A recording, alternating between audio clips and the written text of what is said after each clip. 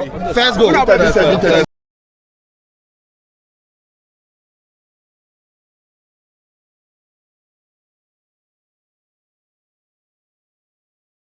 First goal.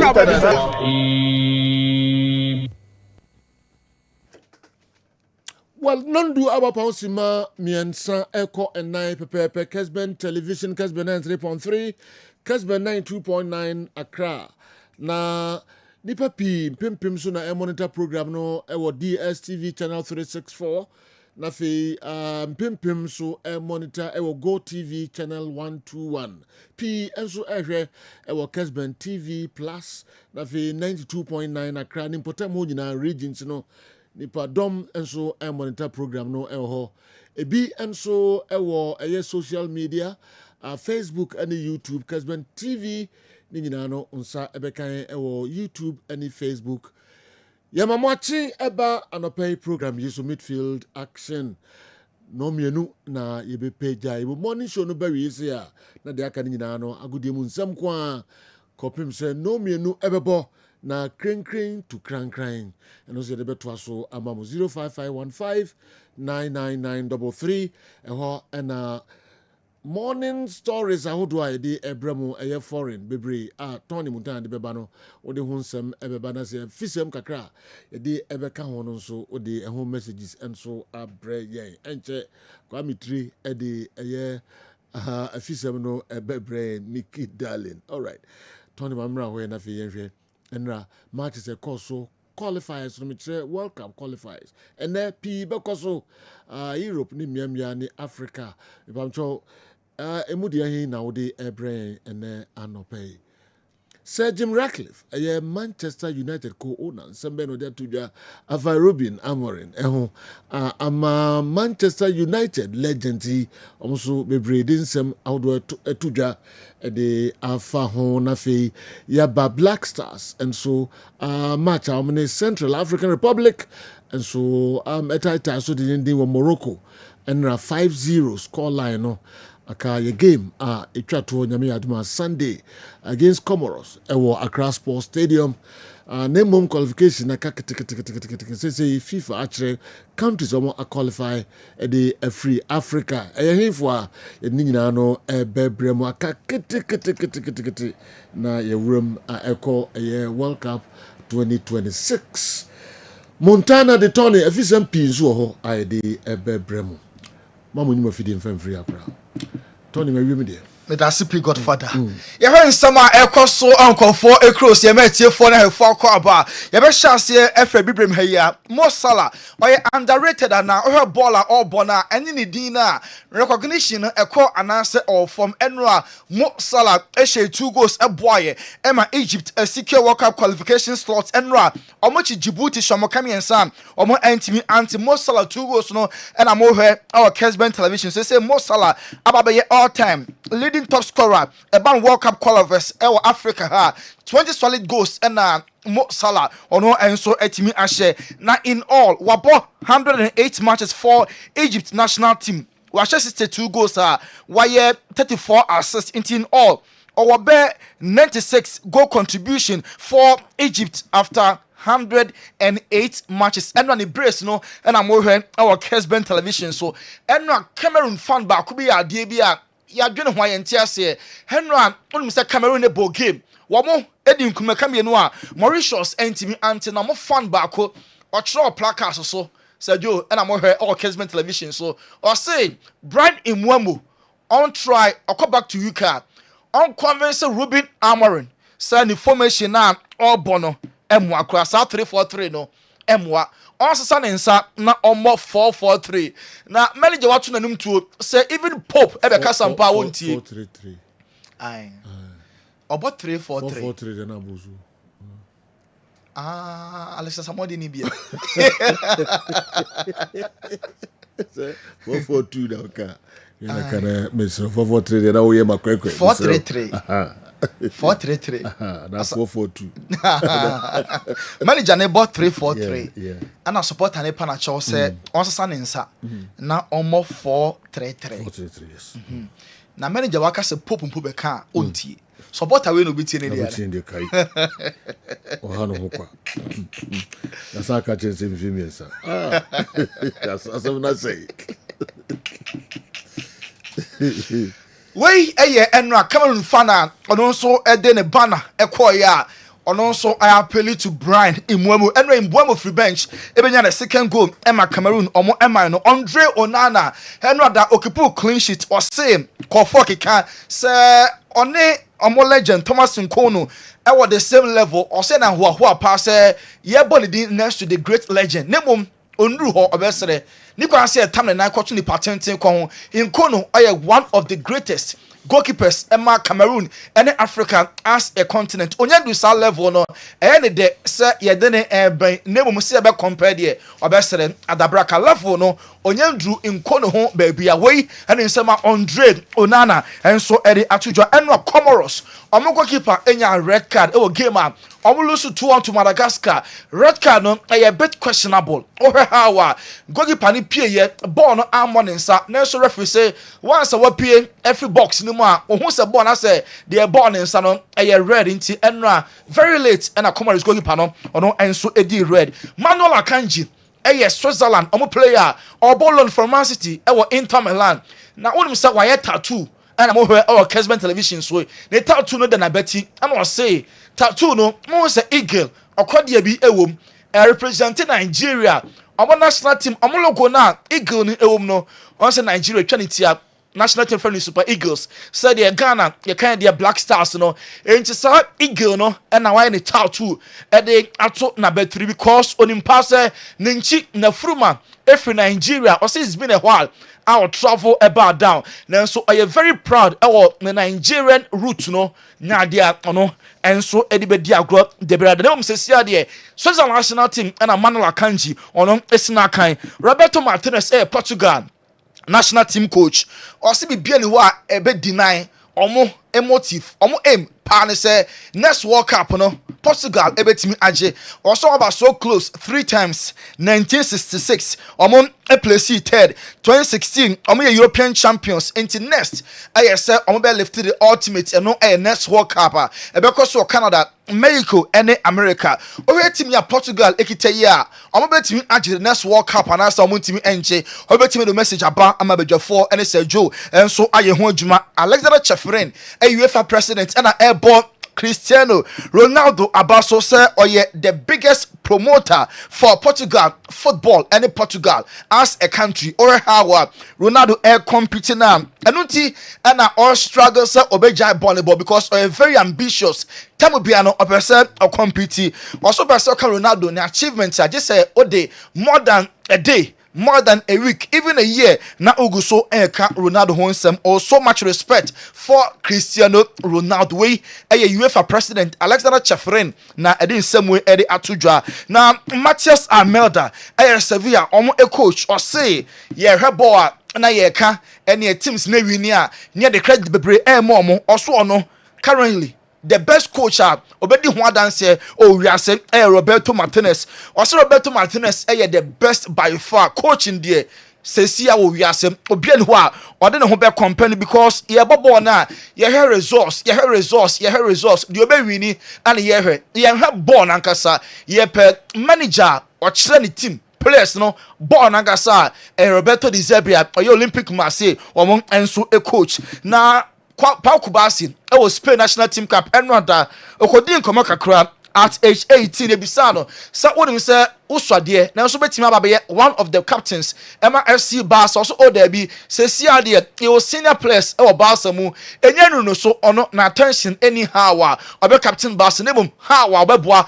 Barca age Champions League omo age La Liga and other cup matches together England a Spain national team how omo win trophies na home and an attention e way and nsema Pau Kubasi ono so ede atudwa hono Barcelona per Mexico omo talented footballer ni di Gilberto Mora na akwada no kita ball pa de we si caress no ano den ama Barca ni abre pa so munya na wo bom enso epe Hans Flick consider South international break no obe yusu Marcus Rashford as a center forward ama no content no hobiem obe bono ewo enim ho nankasa because oye very productive, very efficient, oye workaholic nti na manai ho no obetimi abo abra omre kra we any consideration na manager no ono enso Frankie de Jong wa criticize La Liga, UEFA ene omo ya adwene se Barcelona ene Villarreal match no enko so ewo Hard Rock Stadium Miami, United States of America.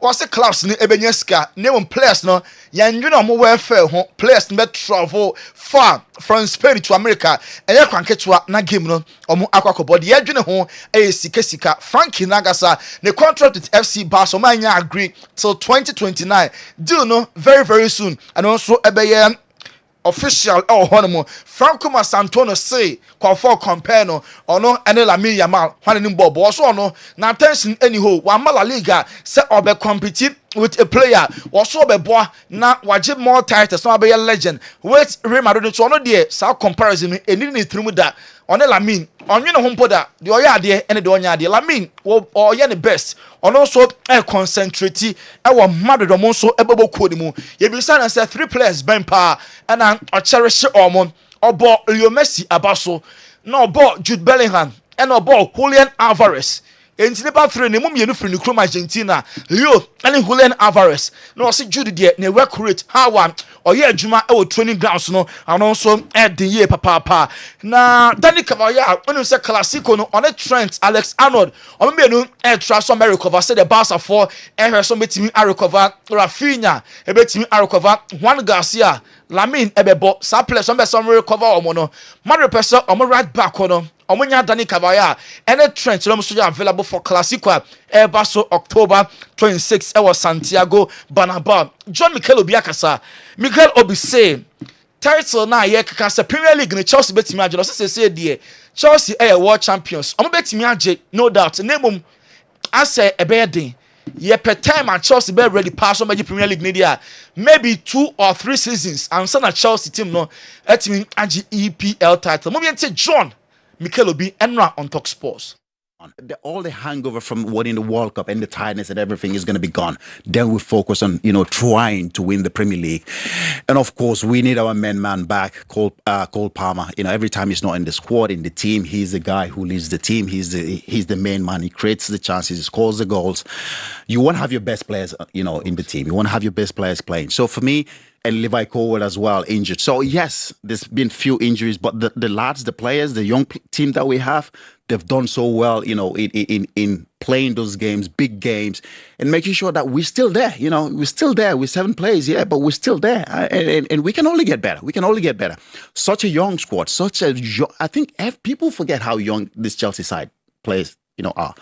But I think if you give us 2-3 more years, I do believe that we will be competing to win the league. Are we going to win the league this season? Chelsea, I hope we do. Very young squad players, so prepare about 2-3 years. Chelsea, EBG English Premier League. Now this source say January.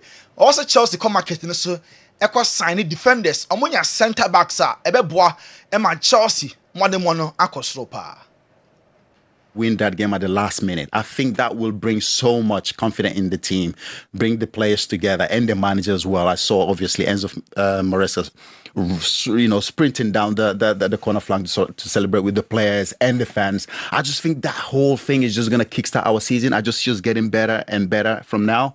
I think we will be there. I think come the end of the season, we will be challenging for the title. But I still think in the January transfer window, we do need to go out and get a couple of players. We do need to go back and strengthen our centre back. I think that's one place that I want to see us strengthen, and the Chelsea fans also want to see us strengthen our centre back. We need a top centre back who's going to come and partner Levi Colwill. I think he's fantastic. I think he has the potential to become John Mikel Obi, a former Chelsea player, former player, man, Nigeria Super Eagles, and tenant can wait as soon as you know, near Copem Science.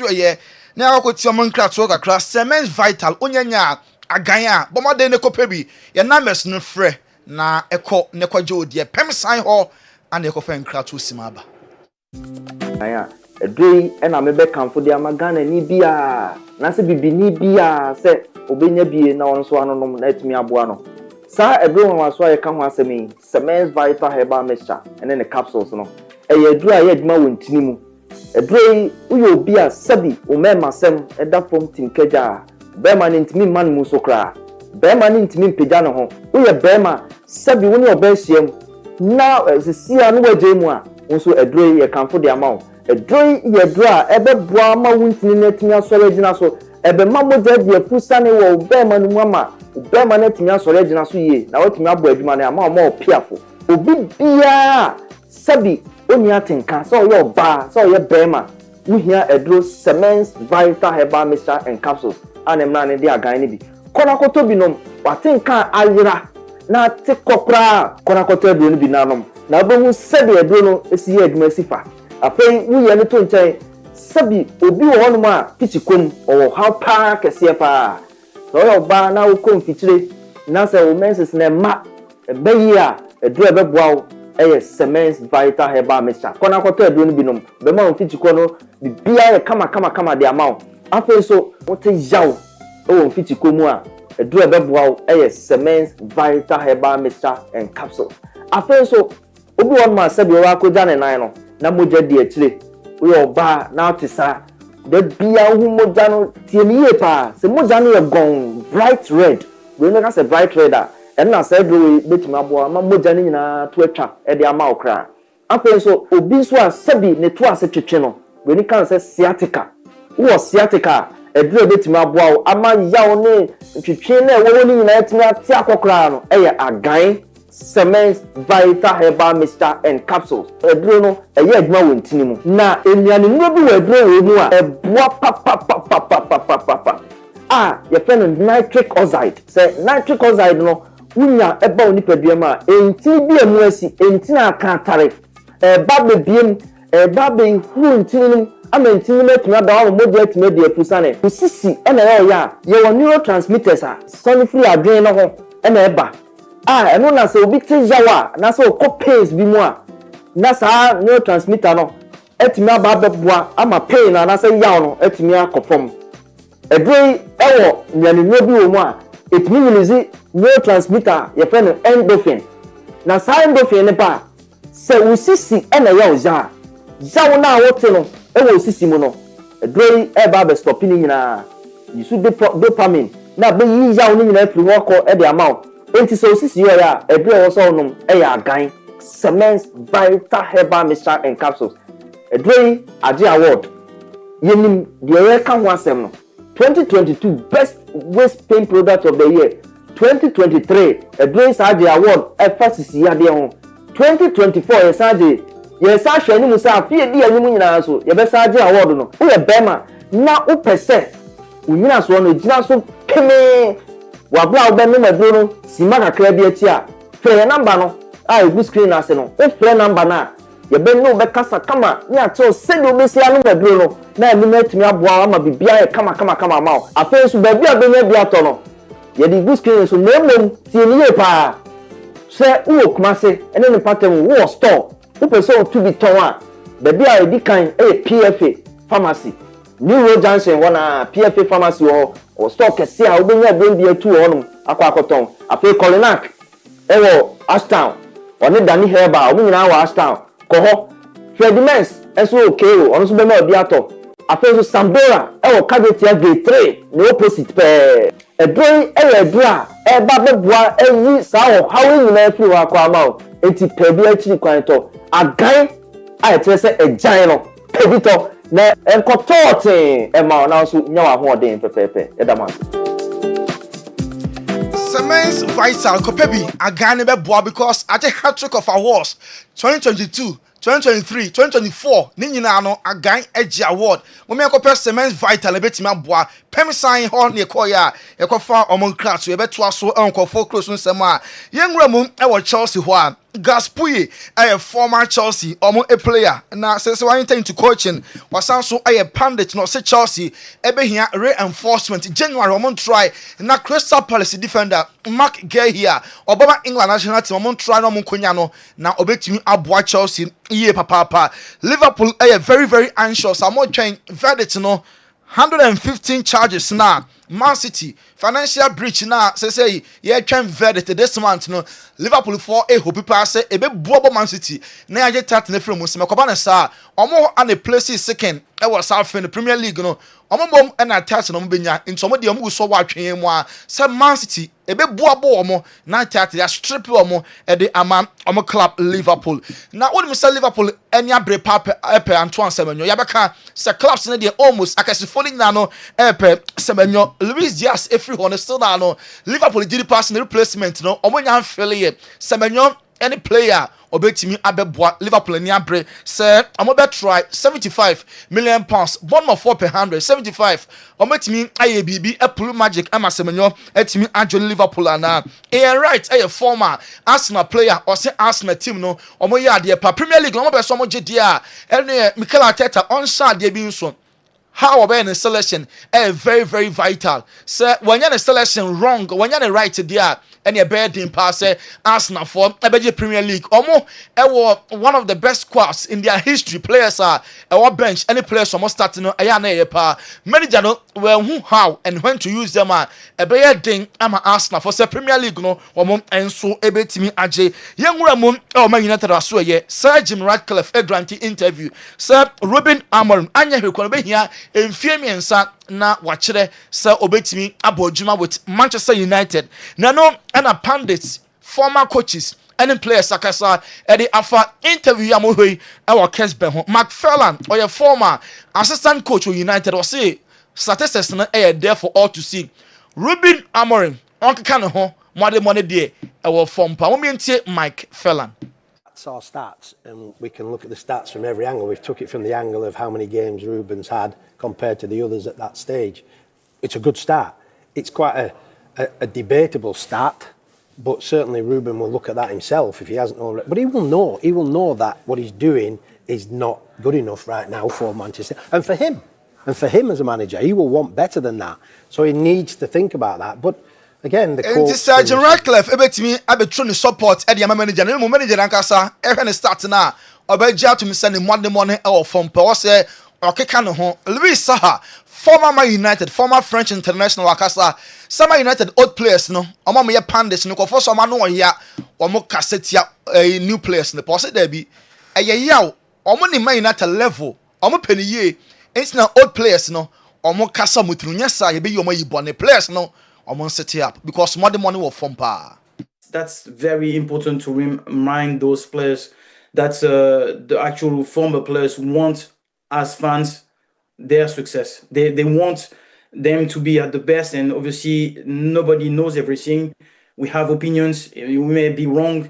We don't forget that we've been players and we made mistakes. But at some point we know how it is inside. And I'm maybe less vocal than Gary Neville or Rio Ferdinand because they've been there longer. But I'm telling you, it's painful, and I think every current player understands what we mean. Even if it's art, they have to deal with it. So that's very important. Luis Saha, former United striker, and I'm watching Kessben. So she given a former goalkeeper or the Premier League anymore. Or there are some of the clubs to say Man City, any other clubs, or say flying vetina, ye bonnet, you say, or Yadi, no, or it is a diamond ready to shine. Bobonos Liga, Obiaji Nitumo, Afin watching G environment, Premier League, no, Compono, Tempono was through into 4 MS Jajino, now or a diamond encha crano, or by shining to say, giving so I jump into the defense of flying vet Liverpool. I war issues all right back, Pat Nevin, and also a retired footballer. As Liverpool for and as one try now on the positions ni my players no you the best. I would know that remain see and pay nafi yede asiha na yako yenim. All right. We foreign stories at Tony Montana de abre our midfield action program ye so meko na mini Alex akudi enkomo kakra Ochia herbal powder si janisiwa wa ena obeba. Let's just boko. Sejo ready nyankopon gusu hwe anope. Ready nyankopon asipa. Kanje gumwe. Sejo medasi anope so wa akonya sonko a wo de amame wo afidikasi so. Na menchia adofo ne ahwi atiefo manya adaje mo magye bere. mutie Kessben FM 93.3 92.9 Accra ene Kessben television omohwe nyina na memfo mu ko Divine Hope Herbal Center a yaso ye kese no ewo Kumasi ha Makru abusuakuru junction Kumasi Makru abusuakuru junction eho na yaso ye kese no ewo na ye ka Divine Hope Herbal Center ya ne akofa aduru a ye frɛ no Otwea Herbal Pada Otwea Herbal Pada eye enubna nhaban ne nkuhini ene ya yam no mohu amana ye powder ene ye de agu ya package ne kama we pielu organic we chemical bia enim no bi beka se hwan ena make am for Otwea Herbal Pada yi amano tie odofo o pedru a ebemu agina brane na wanya ahoden se oba ene bema na da bia emoja etimi adi afurusane wo untinim no hu se ampa usu ye nipa aduro ne ye Otwea Herbal Pada na da bia me se enipa bebre ayeye mere especially memen ene egugu ya no nyiro so chana fo nyiro yi ene ye no ma aphrodisiac ahodo ya no no a me de da bia metena ha me se me nka wo hwe koso anom na acha ye mfie num afi bema obenu ma ankore makora se be obema no emonimu enu nti woni pa bia sisi yade abetena wo so amwa be ye mere se wo sisi no enam yade na kofa baaye se wo de no se bi enyini na akofa ba se wo de no sisi yade no nkwanhia bi na akofa sisi yade no aba ekwan bi a wo fa so a unya sisi yade no wadura wo hia eye Otwea Herbal Pada usia Otwea Herbal Pada ho dia menim adura okonom ama sisi yade a atena wo so ache no ebegya wo odofo se sisi na sugar se ajonku emu huma nyina tete unya Otwea Herbal Pada ni bia numbers ne ye ne hwe television no any Facebook ne YouTube no numbers ne ye miensa any good screens ne so no ekwan bia wo de ne fa so baaye no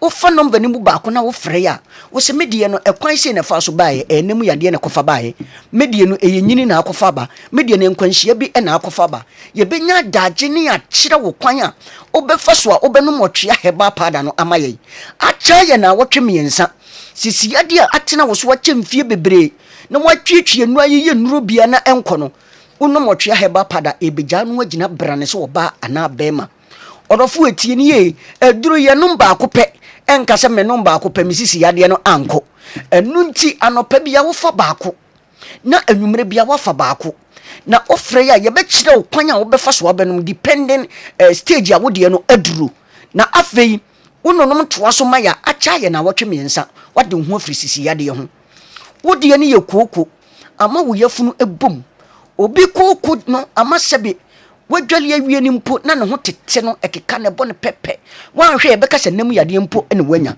obi de na ama ne nisu ye ne wisi ɔhwe ade a onhu ne ye ɔdɔfo obi kooko ne sebe oja ne nan na ne kokobo etwe aba obi sebe oja ne nan ne mogya sei eba oblidi kooko no odofo yi ekwan bia kooko no afa so abetena wo so no ene mfie dudu a adi no enu hu hia ni nyina se ubenya Otwea Herbal Pada ni bi na won se kan Otwea Herbal Pada ni bia fa numbers ne frɛ ye wo se medie no se bi me jamina ya me kokobo etwe aba medie no e bia me dware wi na me ho tete me medie na mama ni so ye me wisi ekwan ben na me mfa so a menum Otwea Herbal Pada no ye benya daje ye kyerɛ wo kwan a obefa so a obenum Otwea Herbal Pada no na wonum Otwea Herbal Pada na kooko a atena wo so ache amamanya agintina boso emma mogya nyakwan ni afurusane sede emogya anase entini no wo se ye adwuma fa no Otwea Herbal Pada ebeyi saa nneɛma ni nyina afiri hɔ amawo na wo so wagina brane se oba ana bema na wo ye onipa se bema na kooko yade betena wo so a acha ye mfie mienu na mana ma wo guy name Mr 2 minutes ni nyina ne se bema kosine ni ma petere pio na bema wagem wo basa ema wo buo ewo manim no ebeye ketewa bi odofo de bia me kase bema de se wote ase na bibia nkanwa wo ahoden a wo ne wo dofo ahia wo mpam no wantimi anto pakora no eye 3000 na kooko yade betete wo sisi yade betena wo so che na bema wo be ye mre ewo mpam a watopa entra 300 na saa mema no no mutanya sotoro ewo mu dofo anim bema ma wo buo no enkosoro abra wokosinanim ɔdɔfoɔ wodeɛ no sɛbe woto asentini ɛna ɛtwe bɛsi wo nantu wogye wo ho anye wokɔ hospitals wokɔ clinics obi yɛ labs obi nnuro da bia me se obi deɛ ɛgu polytank mu na doro bɛndam ne wɔtwe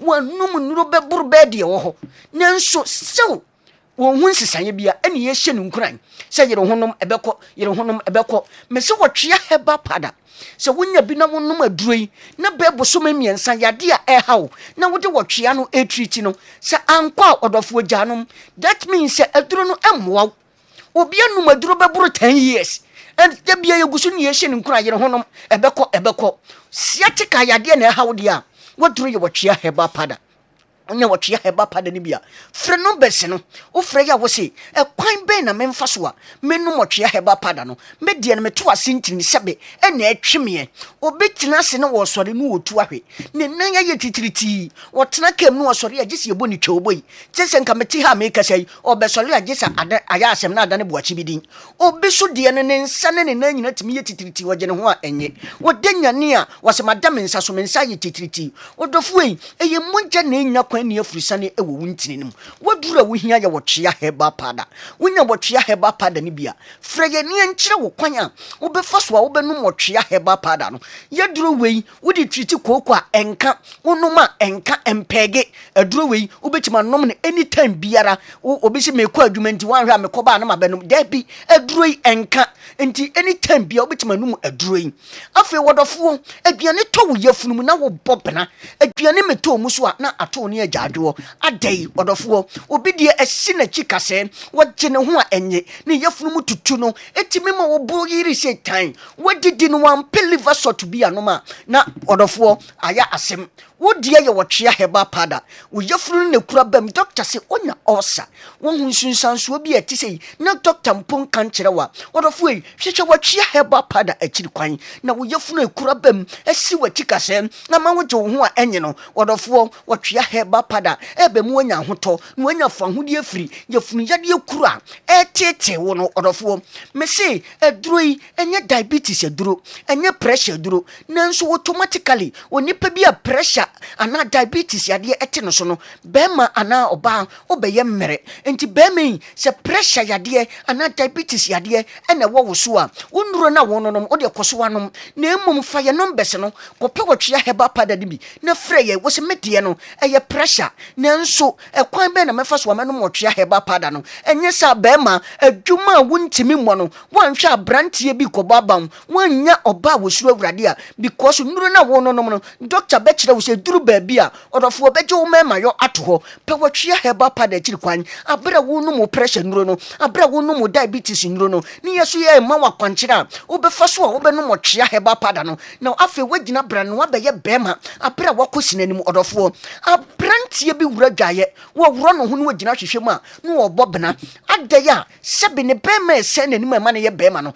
mesɛ bɛrima deɛ ɛne wobɔtɔm ɛne sɛbi ɛntina ɛsɛn wo nantam sɛbi wobɔtɔm nyɛ ɛntina ɛsɛn wo nantam so a afɔn atwea kom ayɛ ketekete obi deɛ ayɛ lengelenge ayɛ sɛ kreyɔn ayɛ sɛ storo wonam fie duana nanso wɔne ne ba wo mfie nan deɛ yɛ pɛ ɔdɔfoɔ na wo bɛrima kora wo mpɛ wo bɔ ho bena ne ma ɛde yɛ den wei wɔyi to ne nsɛm na wɔbɔ ho mpayɛ obi deɛ anɔnten wɔyɛ sɔ so yɛ ma asɔfoɔ yi brɛ wei sɛ nyɛ sunsumdeɛ ɛnyɛ duabɔ bi ne obi abɔ wa ɔdɔfoɔ waduru a wohia yɛ wɔtwea heba pada wodeɛ wonya wɔtwea heba pada no bia wo sɛ medeɛ no afɔn atwea kom ɔdɔfoɔ yi yɛbɛkyerɛ wo kwan a wobɛfa so a wobɛnom wɔtwea heba pada no ama bɛrima no afɔn atwea kom no ɛbɛwura bayirima na wei ɛwuro ba no na ɛma wo extra energy sɛ bɛrima na wokɔ sire nim a watumi apem akɔ anim yie mesɛ bɛrima deɛ wo ne wo dɔfoɔ na wo ne wɔbɛdi ahyiamu wɔ mpam a wogyina wiase nyinaa mɛma anim nti yɛ no wadi asɛm ama yɛ wate na ma no ho yɛ wo mahu sɛ ampa mɛma soso yɛwɔ hɔ papa bɛrima woani asɛm ama na akɔtoto paapaa so a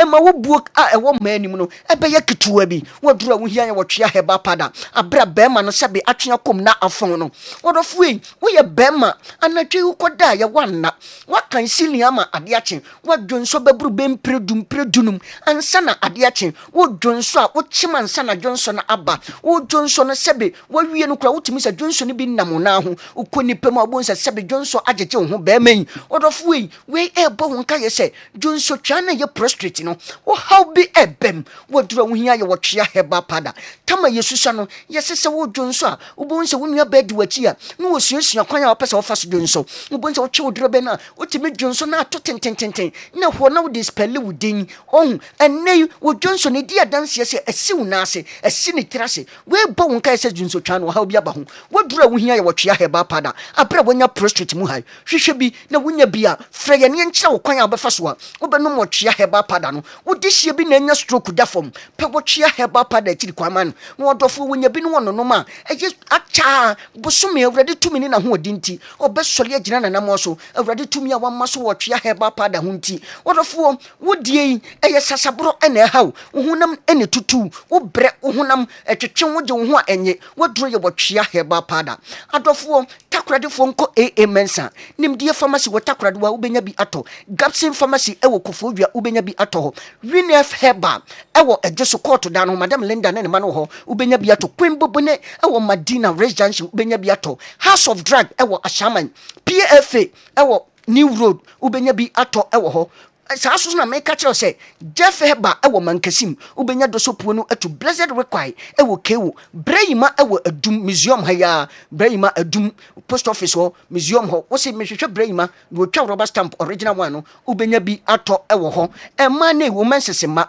wo de baba ko na atwa ebantuntuntuntum wo dura wo hian wo twea Heba pada abra afei fibroid ashase develop me bre no aso no nti me ka kire be ma mo banka agye ewo mpam na oba beka agye wo pema aduro ni ye wotwea Heba pada unya bia frɛ ne mfa kibi enka ho yenye numbers no frɛ me sesi a abra me sɔre na yentwetwe enkomo odofo numbers ni ye 0591 0591 56 55 57 0591 56 55 57 0551 22 82 81 0551 22 82 81 ye twatwo ne 0550 63 90 37 0550 63 90 37 yes what twea Heba pada eja ne hyewa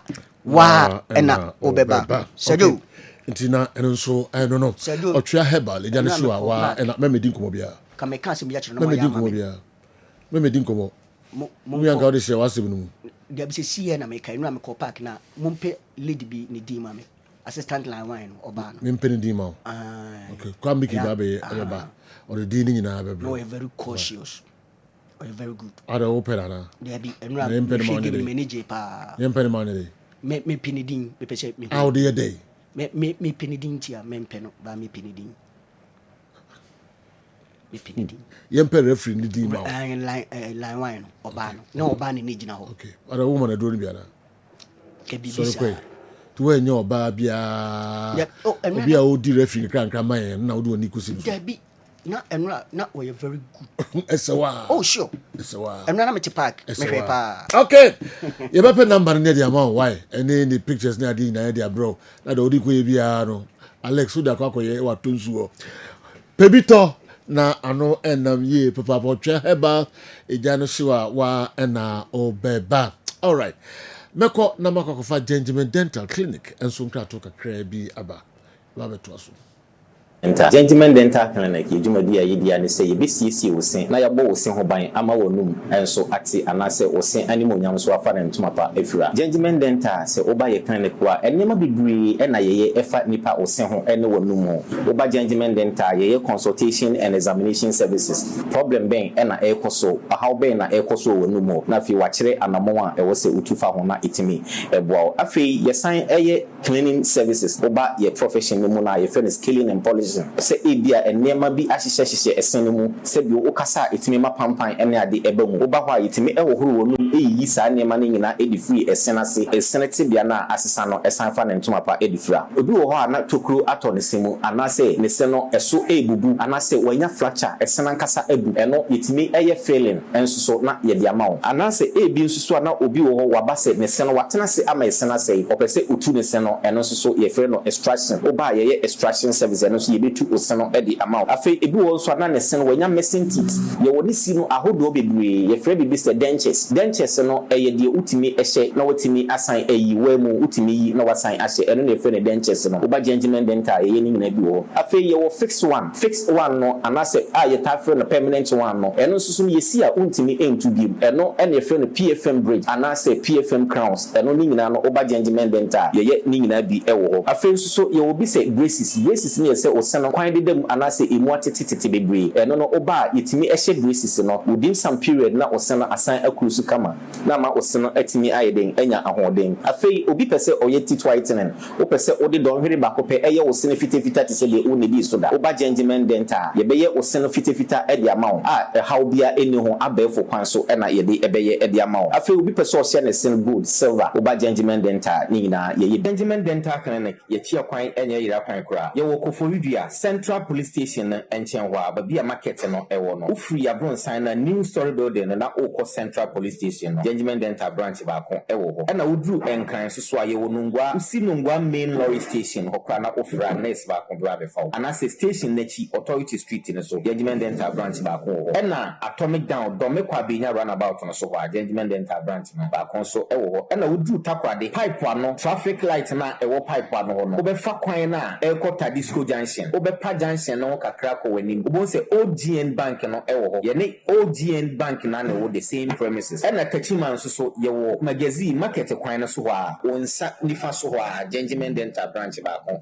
ɛwɔ hɔ anasɛ opposite AY Ahmed ɛna oduru Kumasi Abrepɔ junction total filling station hɔ a traffic light na ɛni hwɛ G runabout no wofiri total filling station na yɛabronsan no na ɛdi hɔ direct opposite to the Methodist school ɛhɔ ɛna gentleman dental yɛwɔ Tamale nso yɛwɔ Tishigu wofiri yɛabronsan a na wokɔ MTN main office yɛne Tamale post office ɛna ɛdi anim hwɛ ɛyɛ adwuma firi ɛda dwoada kɔpem ɛda memeda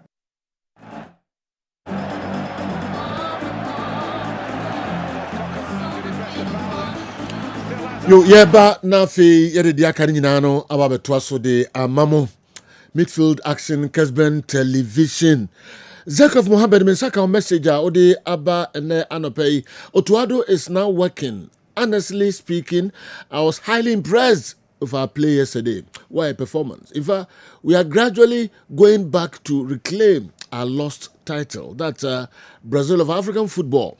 Let's finish it hard on Sunday against Comoros. Anyway, Gold Stars has really shocked some of us. They really shocked some of us yesterday night. Omubeko relegation pair. Zakov Mohammed unawadiwe abre ene anopei. Okay. Yanko Skanza Bimbila. Bravo, Black Stars. You didn't just win. You turned the pitch into a comedy show with that 5-0 scoreline. Central African Republic is still searching for the ball. Fans are polishing their passports, shouting Canada and USA, brace yourselves. Ghana is coming with vibes, jollof, and beautiful girls. Okay, the free Bimbila and Opei Skanza and Apija Wede Abreye. Better, Teleku Bokazu. I say, nobody should compare Madrid players to Barcelona players because the Madrid team is more quality than the Barca team. Okay, the also the Abreye no we can't once man pay and I the home message ebe. You said the idea bremono more than home message in the bar Anna Ebuapa and now the owa ye be chichi home komono utimi at the bar ebebwa. Bravo to the Kumapim boys for silencing the BBNE guys. With this performance, with a performance like this, we will gradually eliminate WAC hands down. Atamfu Nyenyame, Basa will bounce back. Gidinzo Andy, my mentor from La Vista, Mampong, St. Joseph's Senior High School, Chi teacher. Oh, okay, La Vista, Uchirechi, Mampong Senior High School. Okay, Yechiao Mikel Obi talks too much. He now talks more than his ability when he played for Chelsea, with all the superstars around him. Now Nicholas Jackson, I used to attack, is gone. Which club sells its players in January For Chelsea to get top defenders. Which club? Okay, we'll sell its players in January for Chelsea to get top defenders in that window. I thought as a former player, you will know that top players aren't sold in January. Kofi Broadcasting Accra. No, they are brave, no. Andy, Bibi Akoso. Bako. Idi yankopo asepa. Bibi anim ba kokra yintimi handle na wode ba kwa baka ho. Ibe hiam pai bo adwuma mu a. Yeah, you know, yes, I own your fair to me. Oh, say we are so no, say na fair sa. If you are fairness, maybe I go bia ba ya fair we are say na bi. Me kick be kan na me kwam de on kan no kro ndina me zo obo ase wo kan. Over. Yi na na dwe ho. Na rukra ka ho. Yi na na dwe ho say. Ba ko kra na jawo meshi. Na yintimi na fi ba ko sa ba ka ho. Internship. In favor, 3 weeks to 1 month. Into 1 to me. You come more 1 day. Mujina me so come as about the funka. Minu kabuma 1 day cry dangerous. Okay. But already. Oh yeah, the BBI boko pa. And also want now. Okay. O school now. Okay. Moja sila oda yem twas yem ko. And the recruited monkey is still a monkey. You know? Yes, sir. Okay. My first message in already and mommy answer na mentor. Okay. You know. Say Chelsea center back. Na Mikel Obi ekase. January omo benya bia. Me hu boni a Mikel Obi aye. And with no disrespect to Mikel, you know, Mikel Obi, he won the Champions League. He won the Africa Cup of Nations. He played under 20 World Cup final. He is a winner. Into Mikel Obi, I agree. Was he that special? He wasn't. But he's a winner. You know, and he was special. Okay. In this rule. Okay. Sejo. Coach is back on Mikel Dasujram. Confirm who the oil and so now Mikel both club and country. And he played consistently. You know, you don't need to be a special player before you can be a bandit. Mikel Obi achieved it. That is the point I'm making. Besides that, you can say, in the midst of those players and they are available for Chelsea within the period of Mikel, so no, you're consistent, not under one manager, under other players or starting or Bobby De Bia there. Then you're not the speciality. The African players are more a performer power or outstanding in the Premier League. Mikel Obi can one. Derby. But you know, as I'm going say, seven I can say. What kind of do saying? Yeah, can Mikel Obi. How many African players in midfield? Also, I think I'll be teaching. Some Mr. Kebi. Sir. Mikel. The African players are more excelling in the Premier League. Yes. In the Premier League. Midfield for name. Mikel Obi can. Midfield for name. Me busa say okay. Do say near boy. You 5 prebi obeka. All right. You Michael Lucien where Ndidi. Mikel. Ndidi wasn't better. The free premiership no mukra now they expanding the African players are more excelling. Indeed, in whatever field no war in whatever league no African players, past players are more excelling. Pa bo mudin is here. You bit my sorry jina Mikel or can one now can. Mikel Obi. Mikel. You know, he wasn't outstanding, but he was a good player. And then was he outstanding America. Do you know how many outstanding players? Because a good player. Good players will be brave. And good players will be brave. You know, until this all outstanding and what me a pandit. Oh no, Saseka, he talks too much. He talks too much. That's no can dey no boy. Mikel Asema wa can dey no boy. Is Mikel the only person now okay Jackson issues? Said you and Zembe na on can fight Jackson. What he's saying is right. Nejuma no. Ejuma wa fast obey after the game. Sedu, Asema Mikel Obi e ka for Nicolas Jackson ono de hin no boy. Na say o call Bayern Munich. And empty net one for bona trapo. Ya hwe the Conference League final. Anko oni goalkeeper wan go ball so ensan goalkeeper no. You know, ball e easy to score. No a buff and chain. Is it not true? What Mikel said about Nicolas Jackson is absolutely right. It is a Mikel Laka Odika, Chelsea fans ka memeti ya Mikase do woka. Enti Mikel Laka, Mikel ntimi amobot te se JJ Okocha. Wantimi amobot se Samuel Osekofo. Wantimi amobot te se El Hadji Diouf. Wantimi amobot se Kalilu Fadiga. Wantimi amobot te se Mo Salah. Enti Mikel has no locus to discard the performance of Nicola Jackson, Mikel won Premier League. He won the Champions League with Chelsea. He won the African Cup of Nations. He is an achiever. Inti onye player said yo, ubetimi akase ontimi nko obi asem. He is an achiever. Besides that, Nicola Jackson say no can obi kabi ni Mikel nkwa never. On the issue of January, one be January, na English Premier League, you need top players be moving in January. You will top players be moving in January. A lot.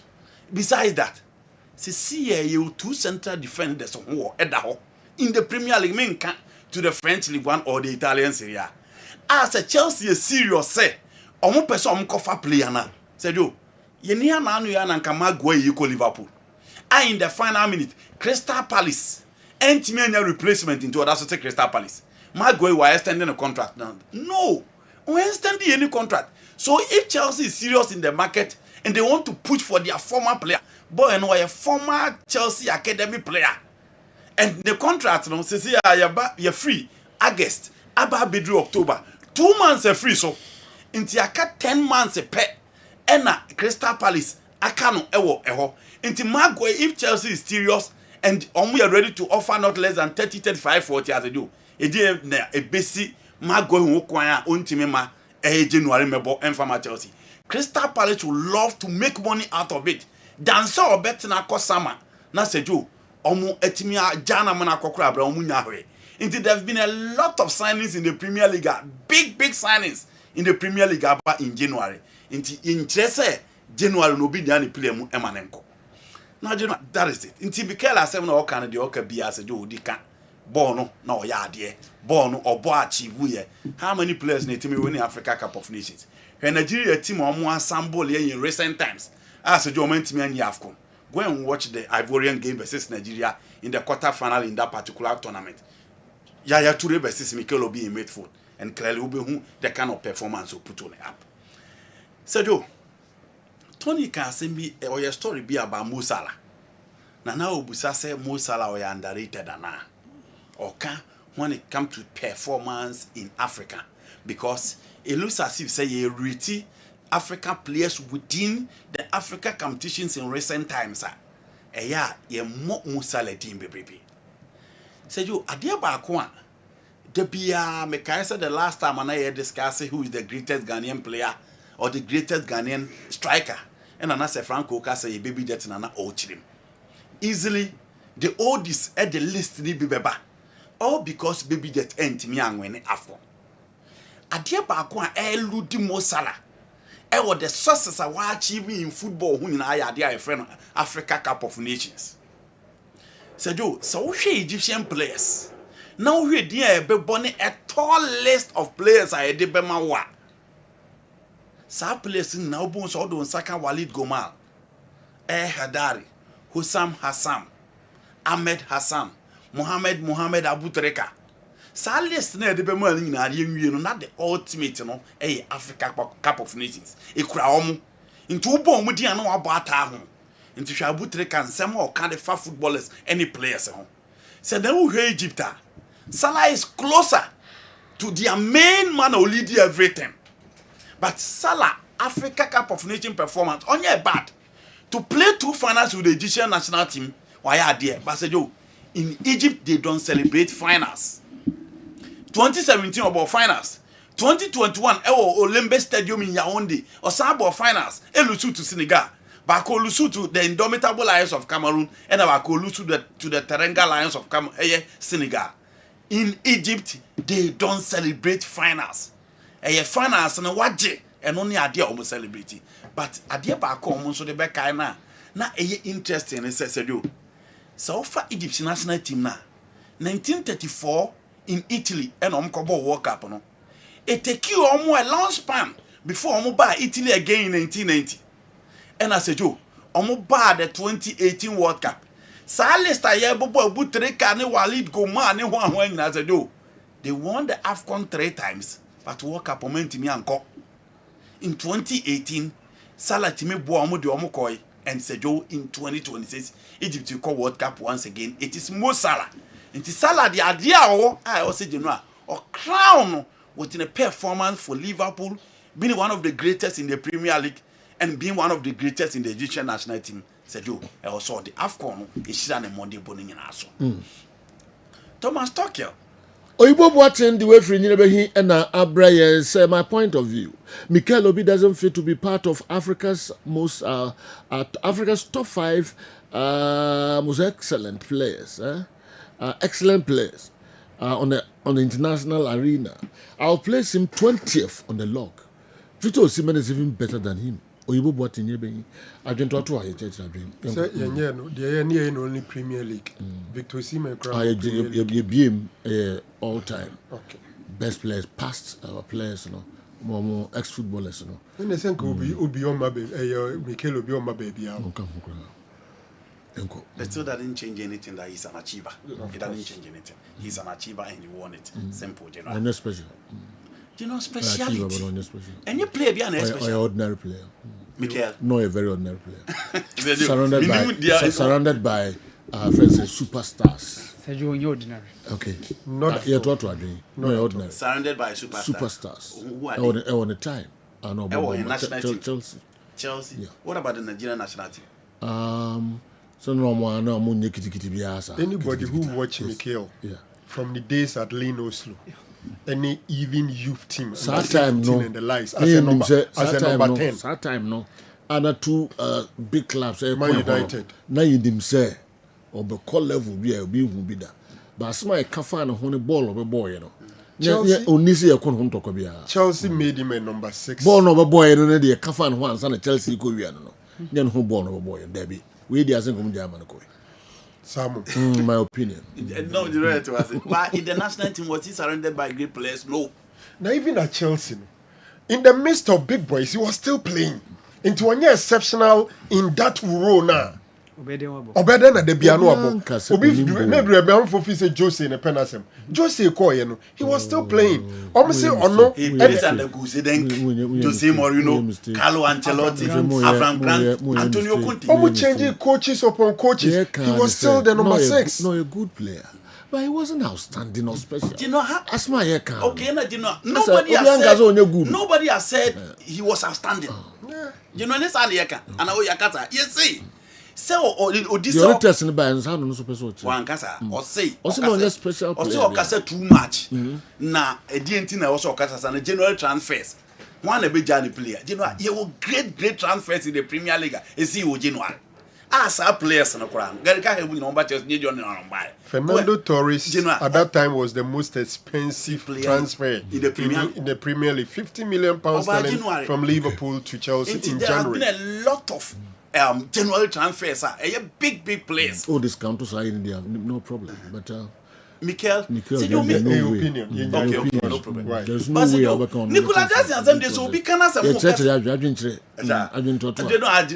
Jackson said will be kana mukasa opekasa na emo. When enkebi. Jackson. Jackson said you. Well, let's move on. Now man for adwin you say no ya per place am Victor Osimhen. Ni krom ni. But I'm for adwin you say no per place am Victor Osimhen. Now on the free crew back. Na you know. Coach. But I'm also Victor Osimhen. So team Ben na say Victor Osimhen apart from Chelsea I'm also Mumpe Osimhen mo penkora no. Said you Osimhen Jackson wo ho a na Senegal ho na anka na Jackson free no. Say Victor Osimhen wo ho a Jackson o Mumpe position for from no. Inti Mikel was right because any Mikel Nkwane can about Jackson Obiaka including Chelsea fans.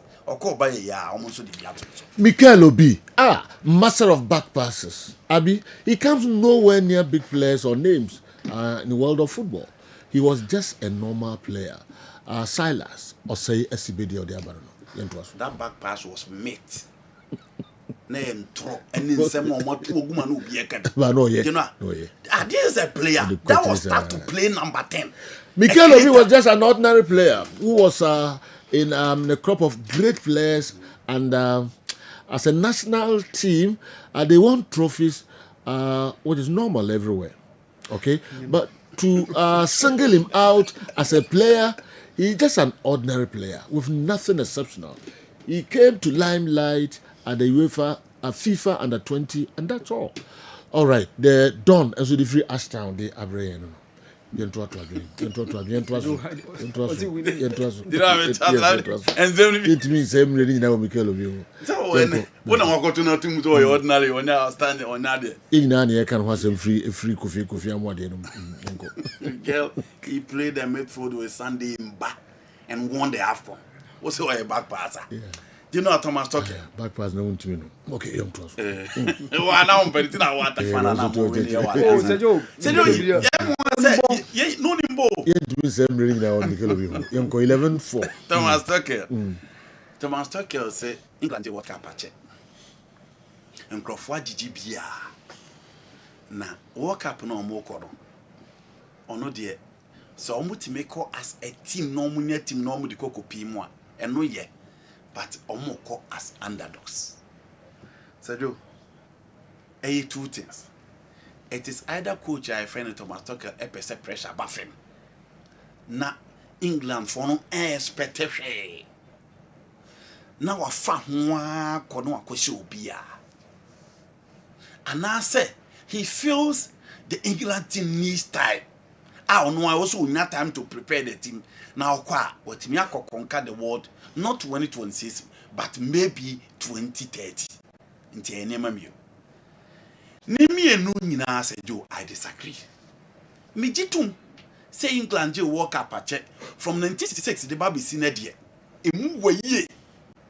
But say Joe, me kana mesa kabiu and the national team say wo wiase na. Omomo de bo wo suru bebrebe che England na ehwan. Portugal, Spain, Argentina, France. Again, for the England national team, na check our last tournament.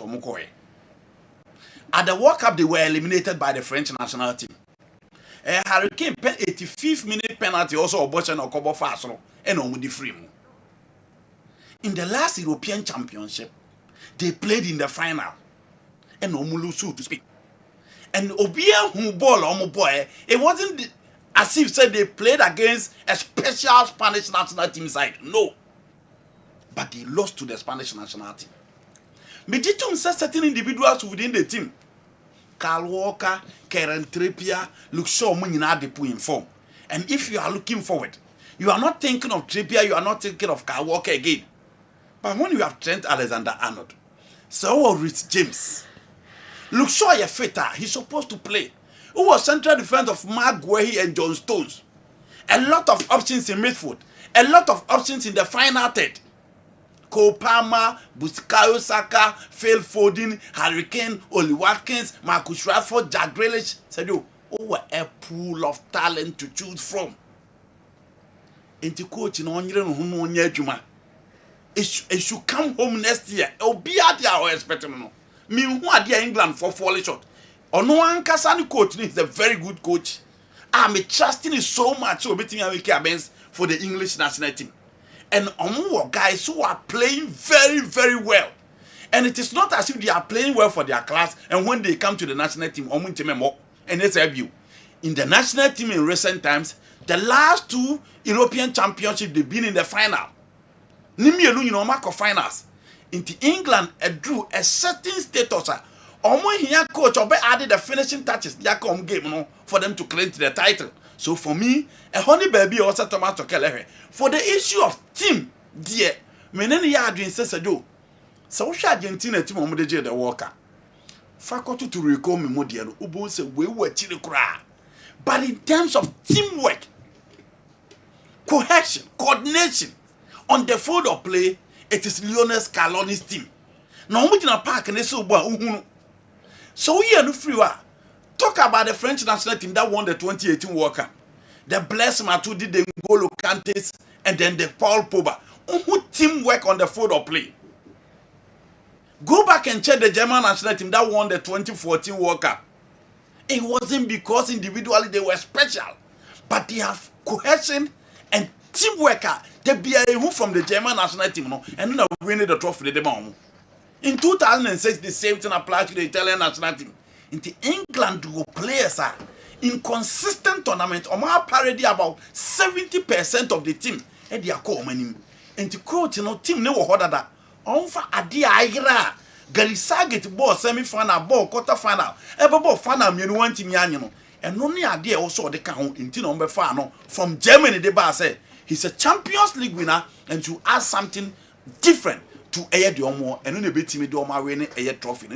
Thomas Tuchel on focus because England are more expected the capital next year at Wembley. Do you know my last pick? Enra and semi course so Mauritius. Now Cameroon for a couple of match, Omoko winning by 2 goals there. Now supporter betrayal was standing him say Mbuemo ne coach now coaching Manchester United in Nkasa. Say 4-3-3 no so ordinary or Kohumu one Kabebwan. You know, and say talk to Amorin about 4-3-3. With the Adankwami coach and then the car as Yaka Quem and the man actually catch. Your person or and say, mind you team there down as you be Maccabi. The United team on paper is a 4-3-3 team.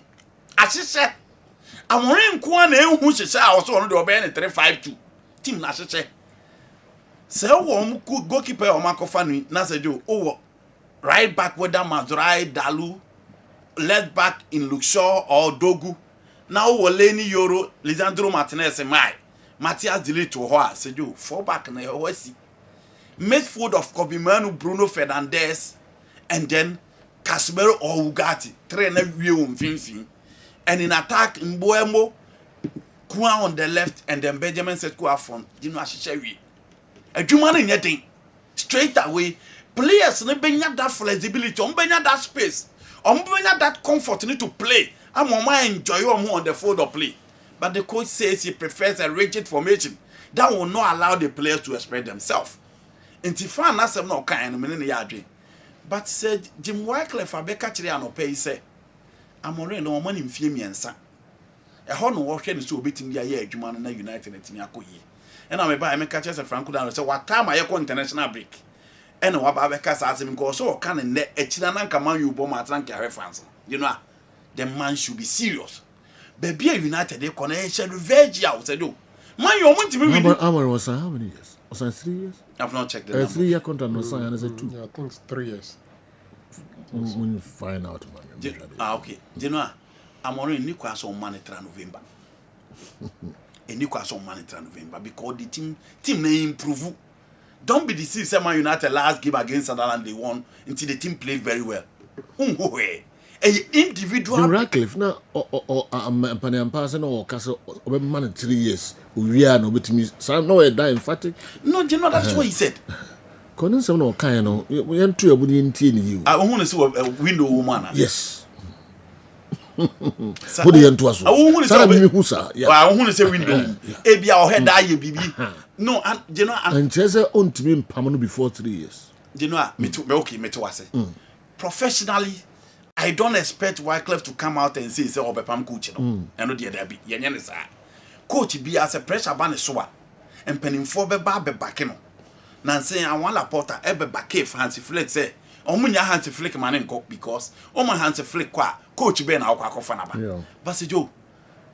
Dear Oberbabe can it be or how can you know say I didn't know me say BT and I say okay, yes I interview. So Emerson gets at least the rest of the season then. I mean he's a good guy. Yeah, I mean that's not the same thing. He's a good guy, it's not the rest of the season. Yeah, I mean I would say Ruben, he needs to demonstrate that he's a great coach over 3 years. So you give him 3 years? Yeah, that's where I would be. Yeah, 3 years because it's not football's not overnight. No, and as you say, the Alex Ferguson example is exactly that. That is a good coach. That's why you give him 3 years, not 6 years, because football is not overnight. I two sides of the coin. It's one demonstrator. He needs. Now the people say, the way is he demonstrating? Yeah. No. The way, Andre. The Piama you connect. Coach all born homodia, the employers at Penapa who's all performing. Young guy say he needs to demonstrate that he's a good coach. Me know Adrian. Yeah. That is why I'm saying that he's not demonstrating, but so professionally he deal with 2 lines. Or say let's say football no, and yet rumors not built in the day. Your man time kakra obetimi aye, but I agree with you. You know I say or say Trebia to who I say one performer or Mobepam. And you know, I think they should be looking for a replacement because I'm already a Jumana or and the Janiswa, a China doom, and the Janiswa, a China doom. The team no who say improve. And you know, Tima in Yapana to create an array, the post out the bench. She gave him Yadia, she the post out the bench. No, it is my United. The pressure is too much, the quality is too much for him to deal with, and I think they should be looking for an option. Penalty man was interesting. Come on, now, team now board no so na championship team no akofar we the fishes. Congratulations to the Black Stars for yesterday's victory, and they should go all out in the last game to give us victory. But boss, please, I want to ask Bournemouth if they always release the real Semenyo or his look-alike, because his performance at the national team doesn't match what we see at his club side. Pato landed service ashtown and Apeja we de Aba Pato World Cup no de kwan bia so Ghana ebeko. So we know last chance with me the America men. Chance we ball there. Ball there this all the container na ba ko meka ho na o treadman. Pato ma chance no way out. Me minimum sema meka. So mo dansu no nyina no ko. Obi akọ. We die. Mo dansu aka nipa ba miensa na wa. Krebi Spain boga de Pato de. Tiger mo create to nyeso on try what trust whatever okay what try asema am listen to kan wo hu asem kro de ana wo ti okay me hu se Pato what try style bi onye pronyan techina try na kemfa over be what try get na fa watara no no wan bobi no ko ya no we di wan bobi pa no ko ni mari ko nda Pato da wuti ko try style bi Pato we dey no wan boni pa be still I want to my dream says so Jai has be support kotoko e bia na afa sa na unim kotoko a mo de o mo de kika to na wo ye politics so your style bia na was that try no was sem kakra bia ke say Nane Abdullah Umar mo ni ade no Ali Maradona mo no on say Maradona mo nyina ko so mo kasa makotoko fo no Ali Maradona Abdullah Maradona they say unim say friends say Effie lie by true kotoko adwuma ya no di bra and o dey popular that's true but don't say has kasama for no maintain room ya shimu da so wa Abbas mu wa baba sha mu wa omo ye club nko a on say Ali Abbas go be pose go to ni nyan kwa kan wa omo a wo kan omo nye pro for association but the bottom line is that however it is, the Kotoko guys are going. Maybe joining national team forces. Maybe they say you the pro association. But a honey this part of uncle. Pato, the World Cup we twem na so ankwa. Me me boa no container pe ba kwa kan. Say Japan and Korea. Okay, say Japan and Korea. Ko UK na say. Anyway, say I say be Japan and Korea. Yes, I was St. Mary's match no. E wo December e man the ball. Into William Penn. I want to call Japan from Sunya and I was Raymond. Yes. I'm in Ako. I'm Raymond in Ako. To watch your hard. But to wait dear. The ball is in your court. What if Ghana is in a group based in Mexico? Still at home, but to say wake up na nkasa. Ya na matches no it differs from venues. Okay. Ebia Ghana na nkasa betimi decide say ekotena ha. Ana ekotena. But we say World Cup recently you don't play game no say be one stadium all group because we ball one but normally it say the mube there one here group in Mexico utianya be go this is the next phase it depend we say Mexico group stay go beyond because normally group 4 or venue even in Qatar all the same city no but we say be a group we no mo venue ni intibeti mabaso akoto group am group no group matches in more Mexico it depend the World Cup draw is here to be made, so why are most Ghanaians hopeful of entering USA via the World Cup tournament? What if Ghana is in a group based in Mexico? All right, therefore for the Abba, no. See the person here call, and the account wants him say, yeah, the embassy you US. So being so person come Mexico. almost on Kamadi Quasem. Not all chance with him. Money more now. What try? And Penny was a mood, yeah. One more common and Koya no mood defend them. Munye baby. Yeah, Patu, abre. Pohas, Pony and Tettis, I need pocket. in searching in ashes. Nancy, one of the boss who media visual. President, Munebi, my patron. Okay, never go for the word scientific about clinic in Kratoka Crab by bar. Dr. Franco Naro, Namekono so na Yasheka Crowdy, Ebebre and Sana. Yura World Cup qualifiers and ne Bibri Ebebaso Tichiro. Na African sense, so de Abremo Ghana, Central African Republic 5-0. Na in some grounds, the last time I Ghana winning 5-0 away 5-0. 70s over baby. Okay, what the young cobra na yemehe. Ni what?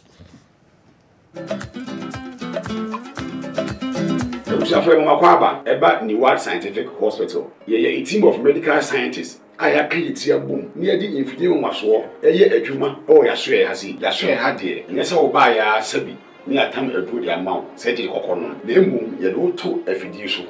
The Mephidium Mushimu, the Mium at the Potier, the Yadian Breo, Nesamium in Ya, Yarene do in the piano so. The Bench of Yarama to Yariasi. What the editing said. See the baby as a what to Yariasia, which in to a centum. Open what scientific hospital, Dr. Phobius Yajumani say.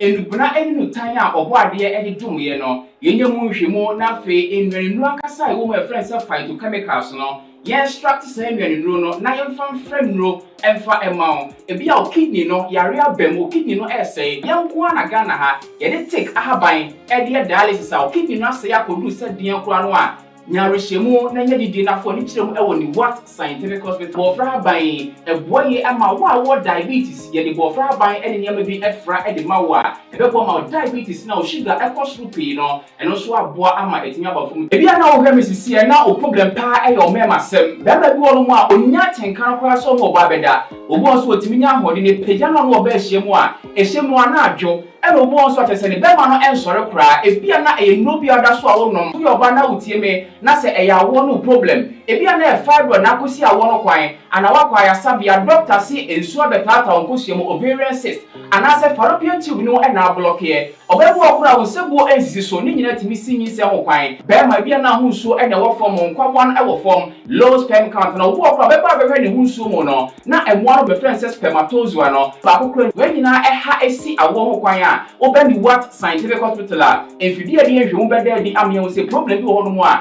ne atimi ehu aduro na afi aduane e be kyerɛ ho adi pressure ti amo akoma bo periperi asem kura si ofi etimi mo amane obi nso hweme na ne bia stroke akawa tompam ye kwa wo ye ba wo so ntimi okasa na pampan boni bi akire frɛ no halitosis yade ba ko a ya no wanyi obi opewase obetini akade a kyerɛ wo a ade be di unya okasa bia na obi atwene hwene okoda na nyimre oda odwonso antentem ye papa mo mpanifo no e free 40 50 60 years ekwani mo no o prostate na yakase prostate enlargement e ba sa oda odwonso antentem odwonso bebransa na ade akye e mane nka achi emye nkofa catheter ahoma nkoto ba memo abusuafo bi ebere nti manya adagye amo ya de dia nyadidie seni what scientific hospital Ghana ha de o pa ya sabe ya dia ba frim dia fidie e de twe enubena ena afa ho de ni fra haban mu e de sa o ya de ma wo a na eyeni what scientific hospital yi wo Kumase Atonsu Monaco Junction ya Dansura Bank no ene bi eni hwe enkran so ye o ma 7 ye ben Janet Corner dan no 0244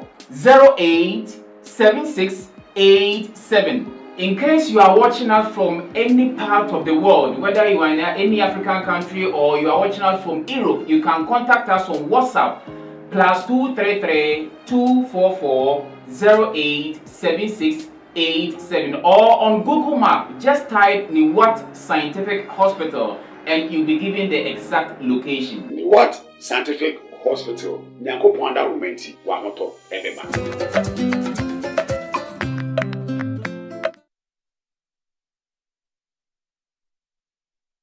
Yo, yes, sign Abba Betwasu way midfield action Kessben television and Abba Betransi at the Agudimunsem Ebro, na famous much at Madrin Eke Kamboswa na bibia aye kama pa no mienu na ya peja emu. Hi General, good morning. Honestly, Mikel Obi was a good and excellent player in his position or department. Sometimes we observers only choose to love and cherish players that score goals, but there are excellent players like Roy Keane, Patrick Vieira, Carrick, Gattuso, Maldini, and many others who mostly play in midfield with a distinctive display but hardly score goals.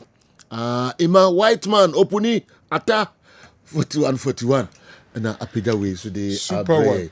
na players are bobo the Mikel Obi nothing. All right, General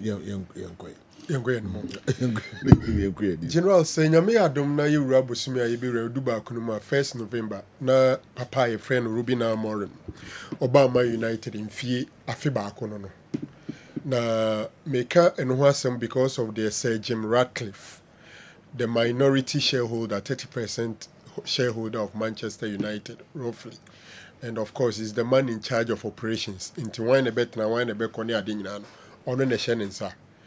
Luckily, we're explaining Ninsem well. Our kind of trasa say our money 3 years into a better now 3 years. In same I say I'm for the training to us. And to be very honest with you, for what the man has given us up till now, he has not justified. Say or deserve it. So be man continuation. Nenshan crime point say in puntu oba. Obeteki team no in 1st November 2024 no. Yewe na United at the 15th. The worst position for the club since 1974. 51 years down the line, that has been the worst position of Manchester United. And for say reshemu when we say on to us. Fast forward in the League Cup, Carling Cup. Team my friend Greensby, a League 2 side. You can League 2 in England, tier 3. Manchester United a film. And yet tier 4 mum. League 2. League 2 is tier 3. Okay, you have the Premier League, you have the Championship, League 1, League 2. So tier 4. In Ghana has a and came say Division 2. What free Ghana Premier League Division 1, Division 2, Division 3. In the Yima United frame. United player ba kupeti me fat team ni na hoka. So far Oba United and winning 2 league games is in twice da. Say no are winning this week. Na next week or winning onye bida.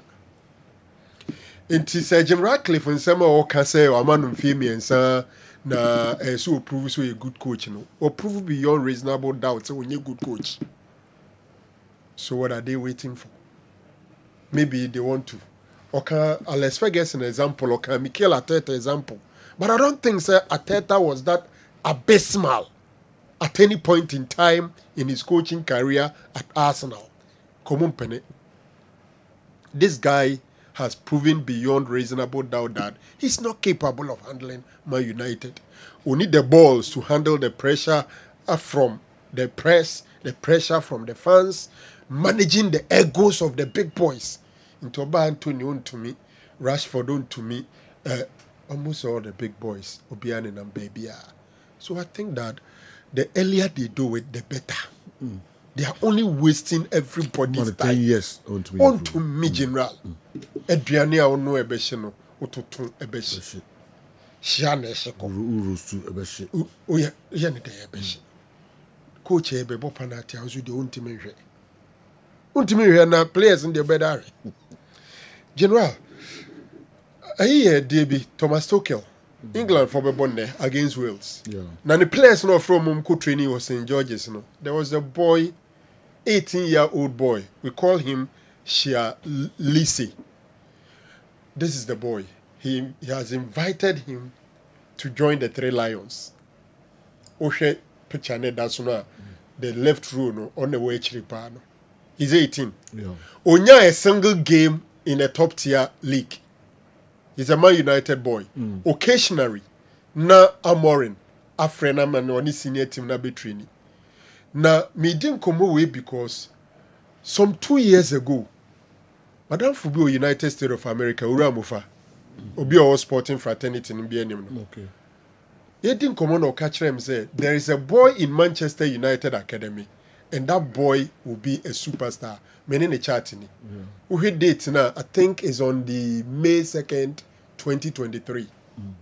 Yes. And not sure say Shialesi. Don't ever forget this name. He is 15. He will be a superstar. This is what Ura told me. Okay. And I'm saying, Ura Kroyana 2 years before I had to Kobe Menudino. No, I can't hear me. Interestingly, some 2 years, the guy has gotten a call up into England national team, even though or more a single senior side game. Run for football eyes, ni people. Run football eyes. Nadam for panic and Cambodia. Okay. You know me a crew from. Sorry, Abripo highways. But now Urefin and I can come name slime. Okay. A Kobako Hibra. Rumor man. Okay. Rumors. Why yet Nana Hindria. Nancy only Nana Hindria. Emmanuel Sekufo, any Stephen O'Brien interview, maybe at the appropriate time. You be share be with Crawford. Very interesting. And share is the general my final one. Okay. Rumor, rumor, yeah. Rumor, what down for rumor. They maybe what they could do, what. Umani dem record the buy. And call for my idea in a level. My better report to be a mouse, my dear could do. Oh. No, the course. But my better report to be the mouse, not the beer could do. We never saw catch him. So one down for new rumor. One can't tell me, no one from my dear name, Remy, and some make Kafan. No. You could soon. Me and my body behind you. Because rumor is a very good guy. In fact, assembly I'm to on farm. Sly. Yes, on farm. Every came on the buy, no. On farm man will use you. Yeah. A cram didn't have possible. Couldn't tell Chroma. Yeah.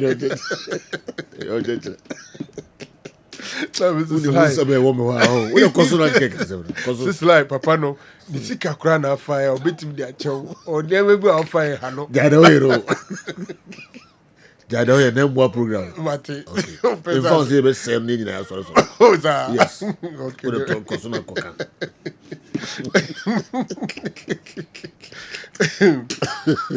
General. Yeah. Enrana Penya or the Premier League na no de betu dwa say kakra bere yi puma kwam ne bia bosumi ayi besimi. Team a friend Manchester City 115 charges. I go muso ne bia verdict be ba bonten. Na team baako efe ne Liverpool atami kuchu ache say omo pa ye nyina ne say eye City fo yi eni efo e won nsem no mu na sebi obi dwan wu a obi nkwan ma ye de. So the Premier League awaits the verdict. 115 charges. Questions among for Bisaye say omudi fa. What are the potential sanctions? One, they could get a transfer ban. They could be demoted to a lower division. They could be fined. There are a number of sanctions. Ebikura GDA said there are some analysts. GDA so penny be friend Karen Magua or a financial analyst. Or GDA says a bus akra Liverpool bit menyeska. There are some who also think say see a strip some league title be ado this second could get it. Yeah. But my dream say obi anjere no homo no onye nko yesu obi de ne age de ama no. But the hwese ne name besi akọ. Yes next month e bia na City charges no verdict na ba bontin City for you so optimistic say we see because omunifo me GDA say Brennan Krabia and a general ebechere. Okay. Big Sly. We will be a mamintiano. Me baba could in the birthday na me didn't me stars no na I me stars no. Na wa also the Abraham say my size. Sly say my size no. The bag. Oni ne shempa bo akọ. Me start na. Ne size oni ne shempa bo akọ na. Who's a many brain na fina on the baby. My size now the Bible says. If you are not in the shot, the same size. Slide. You're very careful. You're very careful. My book our crown what? Oh, it's a move now, Yes, I don't know. My book papa. Okay. Same way they give you there. And Obama Bao. Let me say, Bioma, say, Obiba, May you work from home.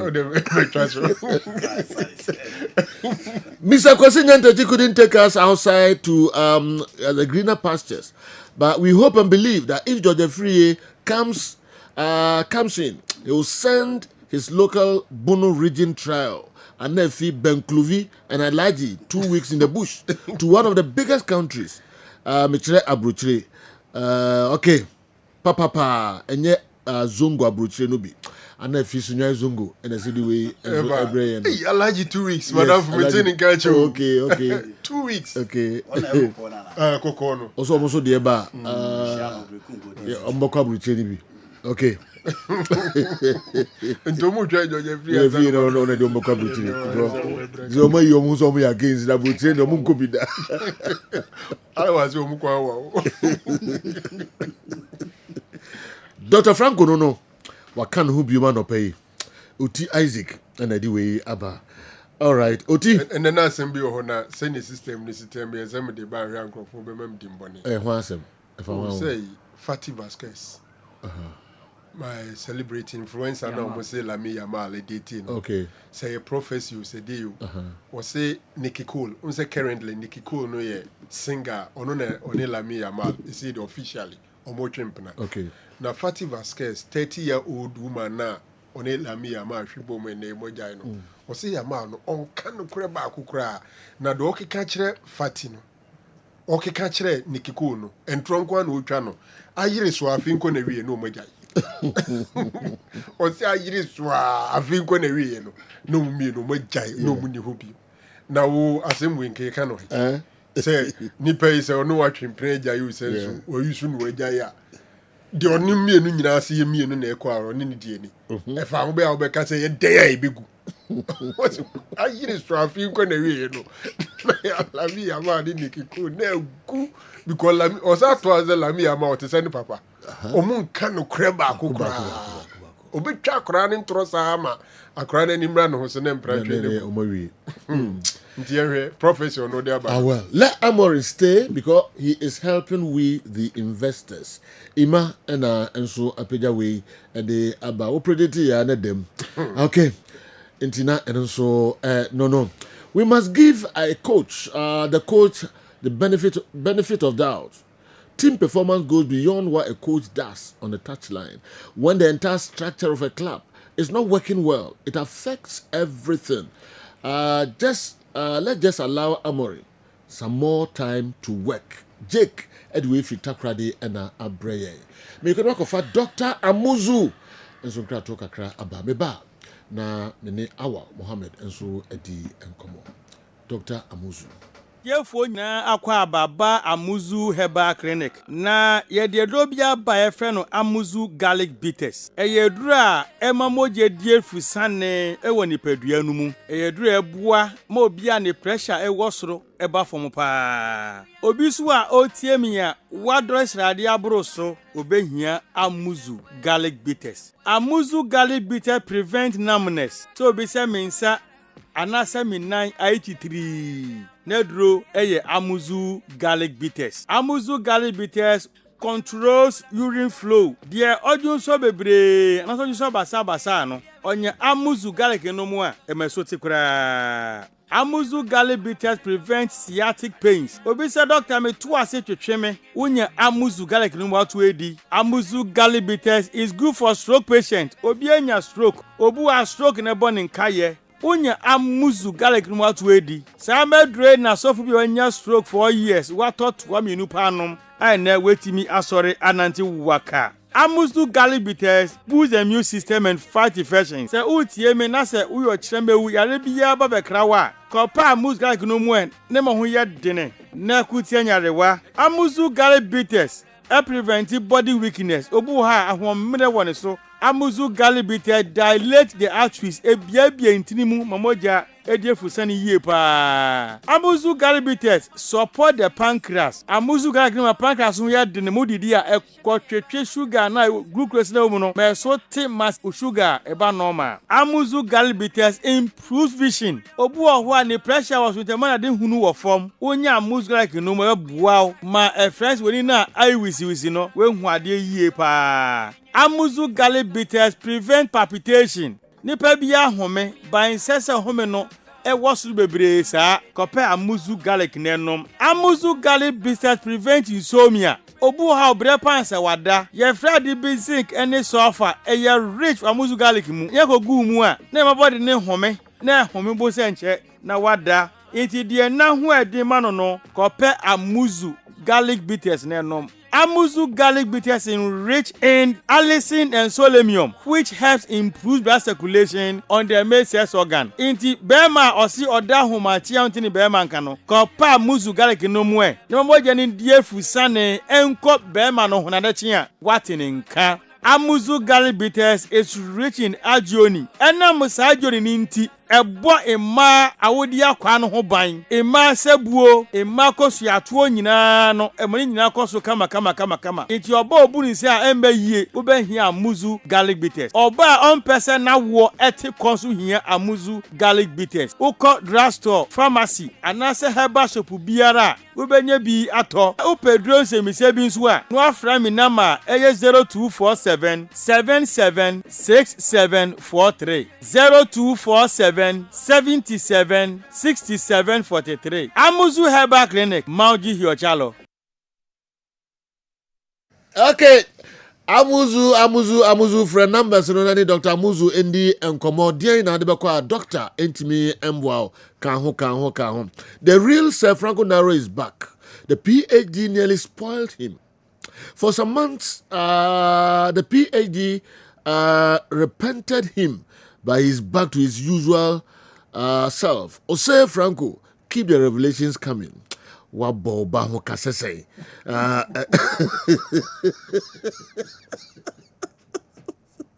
The Bobby Bahoka comment is pregnant with several meanings. Entike dia karwa pa babekan. Okay. Amin to aso ye. Entike juso. O de mesi krom. All right.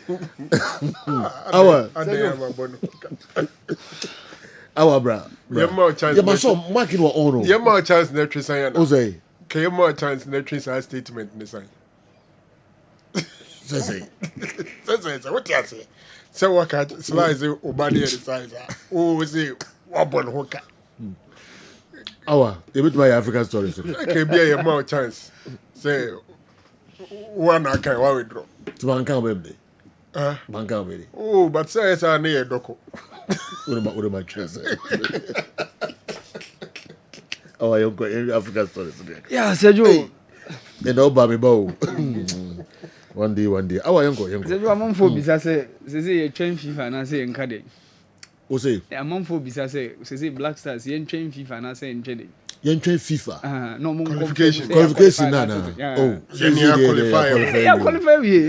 qualify where we among for guys why say Sergio Diaco officially qualified. Yeah, qualified. Officially officially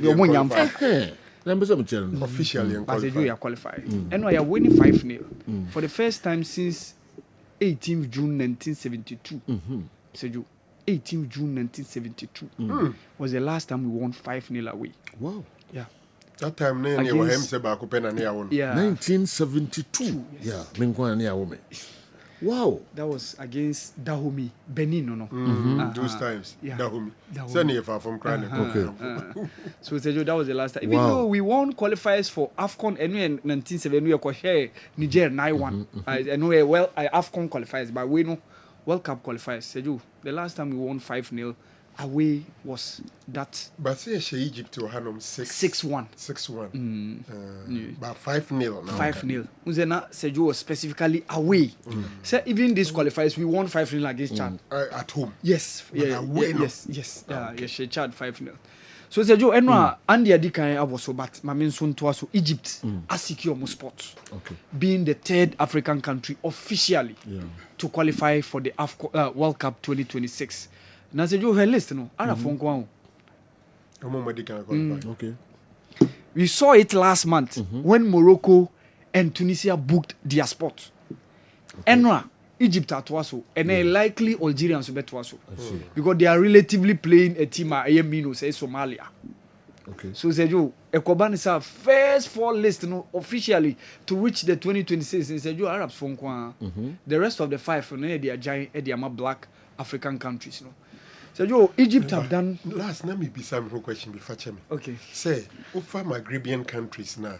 Egypt, Morocco, Tunisia, Algeria, and a Libya account. Yeah. At the end of 4 in any board, Libya and Kwadi. Maybe a topic for another discussion.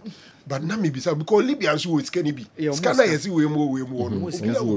But Libya and Kwan is but I way back 1982, they were hosting African Cup of playing Nations. finals. Playing in the finals. Yes. Yet under them. Yeah. Sorry, I brought this. Oh, it was a good question. Yeah. But Doc, because we have 5 pool, 4 almost qualified. But Omono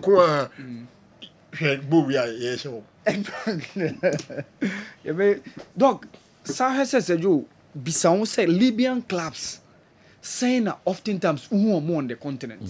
There are times you see Al Ali Benghazi, Al Ittihad Benghazi. There have been some couple of group stage appearance about CAF Confederations, CAF Champions League. But oftentimes say you say an out of beside that, how do you see often that say or more transport or more place Shipia Kabutri? Yeka at least Tunisia have produced some couple of players at the top level in Europe. Yenim the likes of Radi Jaidi mo akwakobo at a point even to the level of Bolton Wanderers mo. Egypt at least was Salah Mamouche to talk about those examples mo. Algeria and Yebia the same also applies to Morocco. But how do you see Doc? So we say Libyan player at the top level. So we say be a Premier League, European League. We say or make mark or Ginidin. The last time we saw them at the AFCON was 2012. We saw them at the AFCON and said, "Yo, since that time, Libya is yet to make an appearance. Even the continental stage, Yes, Aliou Cisse came on board. He was trying to pick up the pieces. Even the recent 3 World Cup qualifiers, were winning Mienu and disappointingly at a point in time when they were even leading by 3-1. Omu goalkeeper ekoye that mistake unpardonable. Emma omu concede ma Keved epetekano. Yes, so say you Doc, that is how to address the Libyan issue. Egypt have qualified and 2 goals from Mohamed Salah, Ibrahim Adel, that young man or that young international guy, on also my top-notch performance during the recent under-23 AFCON. A course to Morocco, top-notch performer for Pyramid FC. At a point in time, that clubs from France and to some extent Belgium were chasing for the signature of the young Egyptian international Ibrahim Adel. So but he decided to make sure so be maintaining his spot. Pyramid team and he scored first, and then Mohamed Salah came with those other goals. So Abuama Egypt has secured 4th appearance at the World Cup. Okay. And Keved so here. At a point in time, they were down by 3 after goals. Keved, this is me room kakrebi. Okay, to me turn it back.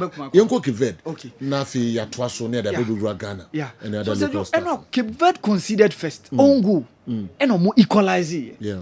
And no tina wa Libya. Eddie goes. Baku mienu kao. Ema ni koye 3-1. Yeah. So at a point, they were down by 3 goals to 1. Meanwhile, no more competitors or money or more so that group no Cameroon. So they were also playing against Mauritius. Said you know Musu more on their way to victory. But Kevin made sure say Omutimi bar strongly into the game and Omutimi equalize Emani Koye 3-2. Now Kevin are leading the Cameroonian team by 2 points. Because Kevin was 20 points and Cameroon was 18. Before those 2 games yesterday, na Kevin were 19. Owing to the defeat now the mark Cameroon. That 1-0 win now Livramento share Cameroon Ebuama Kevin echo 19 points. So what it means 2 games now they just needed a win. And no Cape Verde share said you even the last game against Eswatini Mobono any berry. Okay. But now they still have to wait for the last game against Eswatini Mobebohum. Cameroon can only look for second spot now. Said you they can only look for second spot because Cape Verde said you Cape Verde story now quite similar to that of us. On one team and qualify AFCON. But they make sure say World Cup qualifiers need the Kianiki Oma we are so say Omobeko. And per the results that Coach Bubista and Mranti and Oka Mendes, the likes of Montero, the likes of Bebe, Amu display no, they are on their way. And for me, on Monday, I see them beating Eswatini. Eswatini the last team Obeka say Oni Mauritius and than your top side within that group now or more from par. So I see Kevin beating Eswatini to secure that spot. It's too unfortunate for Cameroon. They have to set for a second. So far, 10 countries now pick four, right? Yeah. First four. No, yes. Cameroon it also fourth. But about 9 matches. I come 1 match. Yes. Meanwhile, DR Congo, yes, 8 points with 16. Yeah, 8 matches with 16 points. Yeah. Namibia, 8 matches, 15 points. Yeah. But Cameroon, 9 matches of 18 points. Gabon Elidi, Zapakano with 19 points. Madagascar with 19 points. Burkina Faso with 18 points. The Cameroon bit must slip free on. Yeah. It can also be, Sergio.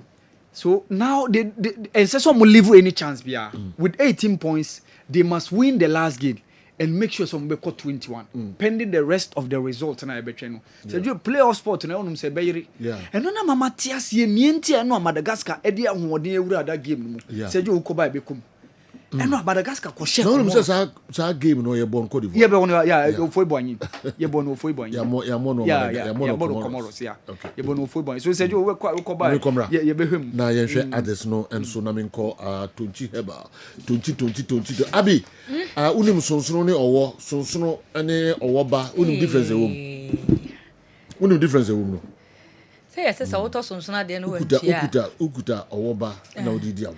Oh. What do you say sonsona? Na say we dey ayo Mickey na dem ba yo. Okay. We on one kasa kro ba no say me pa cho. Me ni we ka chiro. Wa besere ko be. Alright. Unnim baby a wo ko. Oh. Hot to. But you ni bibi aka chiro. So also your member nyina ampena. Ntini ye nto aso. 20 heba. Abi Yeni komo. Meda se be mena.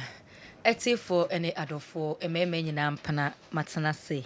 Ememe nyina yere matena se. Ememe nyina jeje matena se. Mi be di ememe asem ama wo mo. Be mo se ni twedie mu ayemre. Be mo se wakuo etesa abere wakotodwe wadawroma me be ma ho ayede. Na ni nyina so ebe free kontonchi asoye. Kontonchi ayede edro efre ni tonchi herbal capsules aba. Tonchi herbal capsules. Tonchi ememe kuremu se itwitwe. Wo ye be ma na se utie me anase so o hwe me. Na se wo me masem eseniti ase a wadaroma me won pagya umu. Na ni nyina ene se wo be ko pharmacy shop. Baby eton aduro bia wo de baby a won ofre ye number na se doctor. Me wo baby say ehefa e na menya tonchi aduro ni bi ato. Tonchi herbal capsules. Ememe aduro tatashe. Yeni ni nsuo obi timi fro se doctor mo woni nsuo me pa cho da bi be ma na no madura enwono ntimada roma ememe duro tatahwe no eye topa ye nko a na yaye monom mienu anapa mienu anwumre abra wodidi awie na ebeboa wo be ma wo se oye be ma na eye ni ntini na ma na ye be ma enu ti se oye be ma na se untini no emu esisi a enu na odebo ania na wagie mu se sia na ho adwojo entini no ene ma wo manpower entini ne ma otimi esori gina wo naso enu ti se wonnom edro efe ni tonchi eba capsules a eboa wo eyi fi bia free entini nim se de be ya moja benya akwanya edi afurusane ewo entini mu eyie na entini no etimi asori agina ne naso se echirebe na aboya ba abadede na eboye se ipanyan na yate de oba bia pe ade a emu oden na emu edu yempa de ketwa be ma sabio emu omre no yempe sabio tafrache yepe nam a emu eden abadede na mamunya den emaye eno nti ma entini mu enna ho na moja no enya akonya eni afurusane ewo entini mu eyie na edru ebeboa eye tonchi herbal capsules ename wo mema omotena so pa Oye bema na wotena wo nase so echa wada roma me pacho wo hia edre ye friend tonchi eba capsules na one wo tena asenche no what so ama me wo bete so ede ama me esan say be ma de wo tena aseche a wada roma ontohwe no o ha no uhunsuo no oh ha no ena woye be ma na sabiota frache wonya problem bi emire bi etwemu ananse wakowura tokro boni mu am wonya problem bi me pacho ama ewo ho no ma na sensuo bi efi be ma mu eba ensansa bi begu be ma ho wono maduro bi eye wo se ekọ me pacho ebe ye din pa so betimi atu sa ha no ase eno ntina enne wo ho no ma na uhunsuo agene Bema sesebiota frache ono oba edi paso agro na se ho sanem na ho so ne yeketewa bi a wadaroma enya bone na emom emu ahoden no na ehia Bema ho nsuo de sesebiota frache opi bebra eye opi ketewa bi a eye emu ahoden no na ehia se enkwamwa no mepacho na hoden sam ewo foma na se ho nsuo no eye bebre se de ekro na ensimi enhye nyinsen Nemom se onkwamwa no na ho ode no wo hwe na se ho nsuo no eye ketewa bi a obehu mirika bi ombetuo so mbekwa akọfa nyinsen aba eno nti mesrebe ma biara wotie me se bi otafrache mere bi etwa mu ye frɛ yade bi gemere kutu ha mema nei pa gemere kutu ye yare bi ase bobe ma na se eye be ma ne nkura bremu ebra wo so every 15 years honom no ne onyina bepim 15 years na se gemere kutu eye na wadan ma se wonyina etimi affect ohunsuo etimi affect o mema sem enna wo hon ma ohunsuo no me patcho wo hu ne se emu edu enso se bio na enkwamwa no Oma ho odensam e wo fom me patcho wo hia edura ye frɛ tonchi herbal capsules eduro we FDA ma ye kwan enke bebobo habama nu bena nu ehina ye de ye so na wagogo ehu esomfaso a eye ma mema na wankasa kra na wo bebo ho dawuro e de akyera foforo eno nti meso me no wo tonchia e wo ye aduro tonchia herbal capsules no se sa wo ye be ma na sa wo problem e wo mema sem o wo problem e wo hunsuo mu sabi otafrache untini mu asisi a edura me kan fo e de ama wo e ye tonchia herbal capsules me pa cho fa phone na boye number no doctor number no sa wo hwe me wo TV ni so a egu TV no anim na wo tie me so ye number obefre esiso e ye 0553 51 1159 0553 51 1159 Owo Accra nso a na wafre 0248 85 0081 0248 85 0081 Tonchi emmema ni kuramu se itwitwe sa wo kuma se hanom se ya fo ni kyeremu e wo asempa pharmacy owo edum PZ baby a yenua no mema ne ton phones no okwa wo bisa wo biasa ope asempa pharmacy a abofo kra ebetreo tonchi eba capsules ne bebregu honom ne bo ne nso de e wo form ankasa arms herba e wo Abrepo Junction Santase taxi rank onom Arms Herba Abrepo Junction Santase taxi rank onom okwa obenya tonchi eba capsules ne bi ato ebibedro fie edro ne so bo de e wo form sa wo Santase station onom na Maggi Herba e wo ho Santase station Maggi Herba me pacho okwa obenya tonchi herba capsules ne bi ato afi se uyo obi a owo baabi ani a Fonitremu ewo Raphael ebibidro fie ubenya bi ato anase Adeshia FM owo Sunyane a Cap Herba owo Brekuma Chris FM owo Kasapina Lalas Herba Ayomso me patro Yeboa drugstore ewo honom Akrade Mr Matthew ewo ho Tepa Agency Pharmacy ewo honom Dadia so aba Honorable Kobo drugstore me se odie baabi a owo no se ofa ye number na ofre ya doctor me wo baabi sei ehefa na menya tonchi herbal capsules ne bi ato menua bema emfa o mema sem eni agro me se bema tiase ni kwan se wo gya homa o bema ewu menua bema se o bema bewu pade enkwadwuma ense esa se bema beye bema na gina ne mema sem eso bema beye bema na eyentini ene ma bema no eye bema enu ntina me se ontini no e wo se wo yi efi biara efri mu se wonom tonchi herbal capsules a eboa eye fi bia free entinim ema moje di mo furusane eyie eno no saa no sa wo sori egina wo naso a na entini no eyi ne ho wo ntini na ho se yu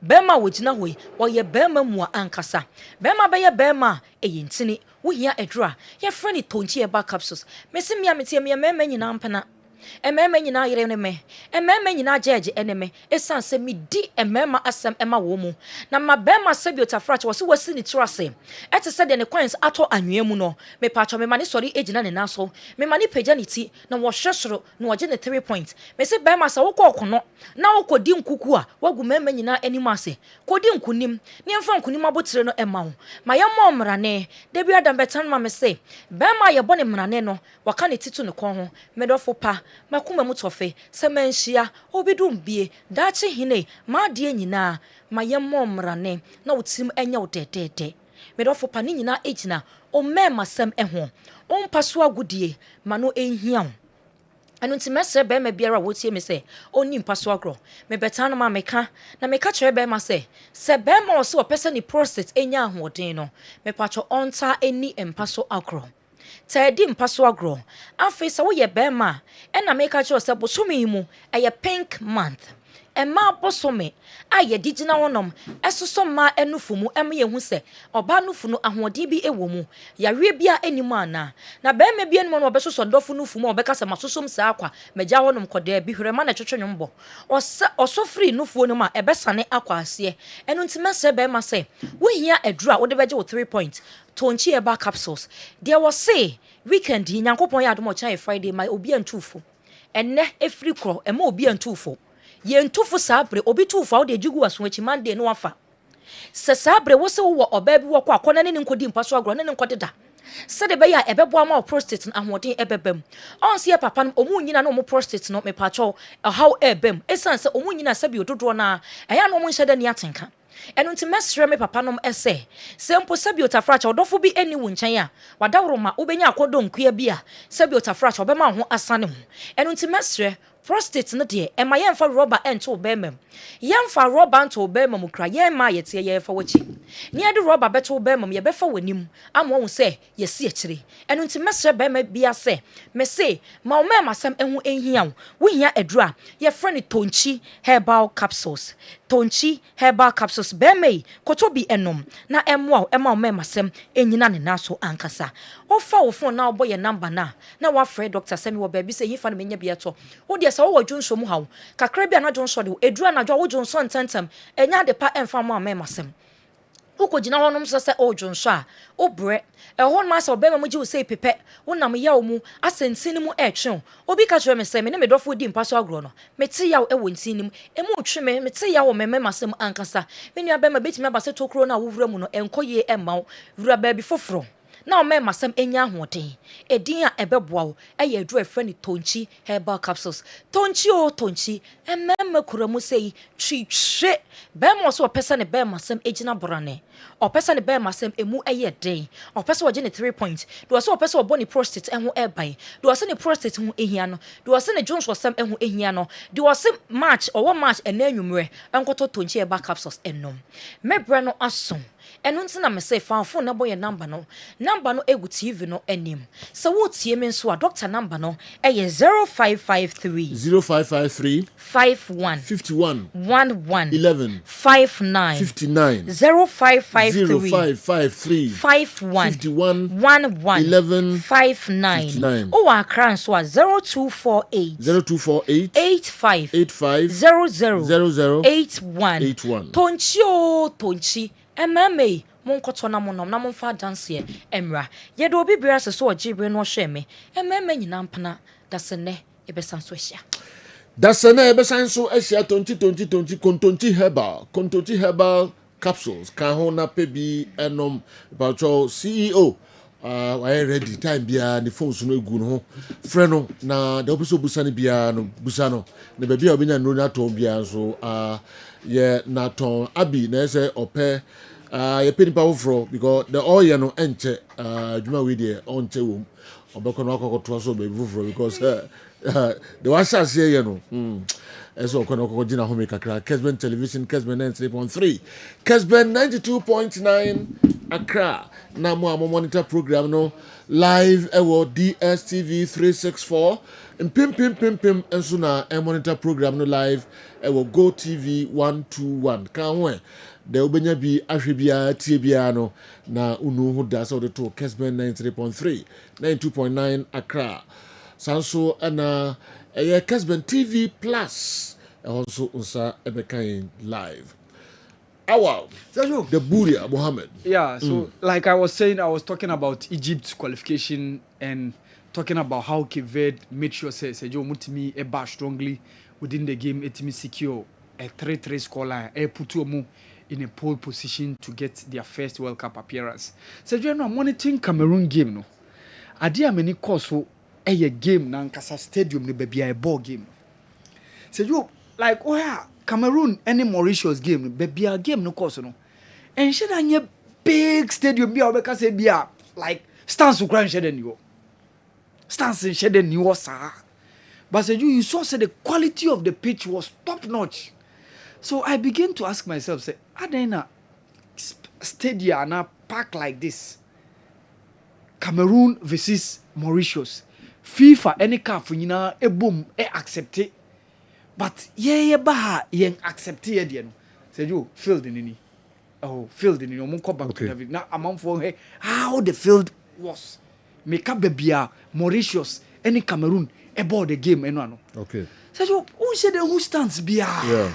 Just only one yakwa similar to that of Obeka Dr. Parkwes Indum Sports Complex no.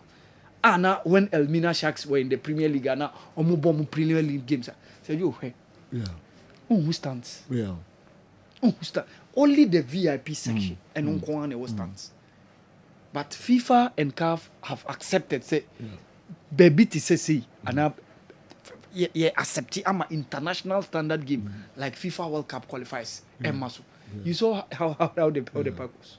Maybe a pitch, excellent. Says your pitch, friends say washrooms, media space. Yes. What you say? Yeah, and the scoreline was so huge. Yeah. Scoreboard, excellent.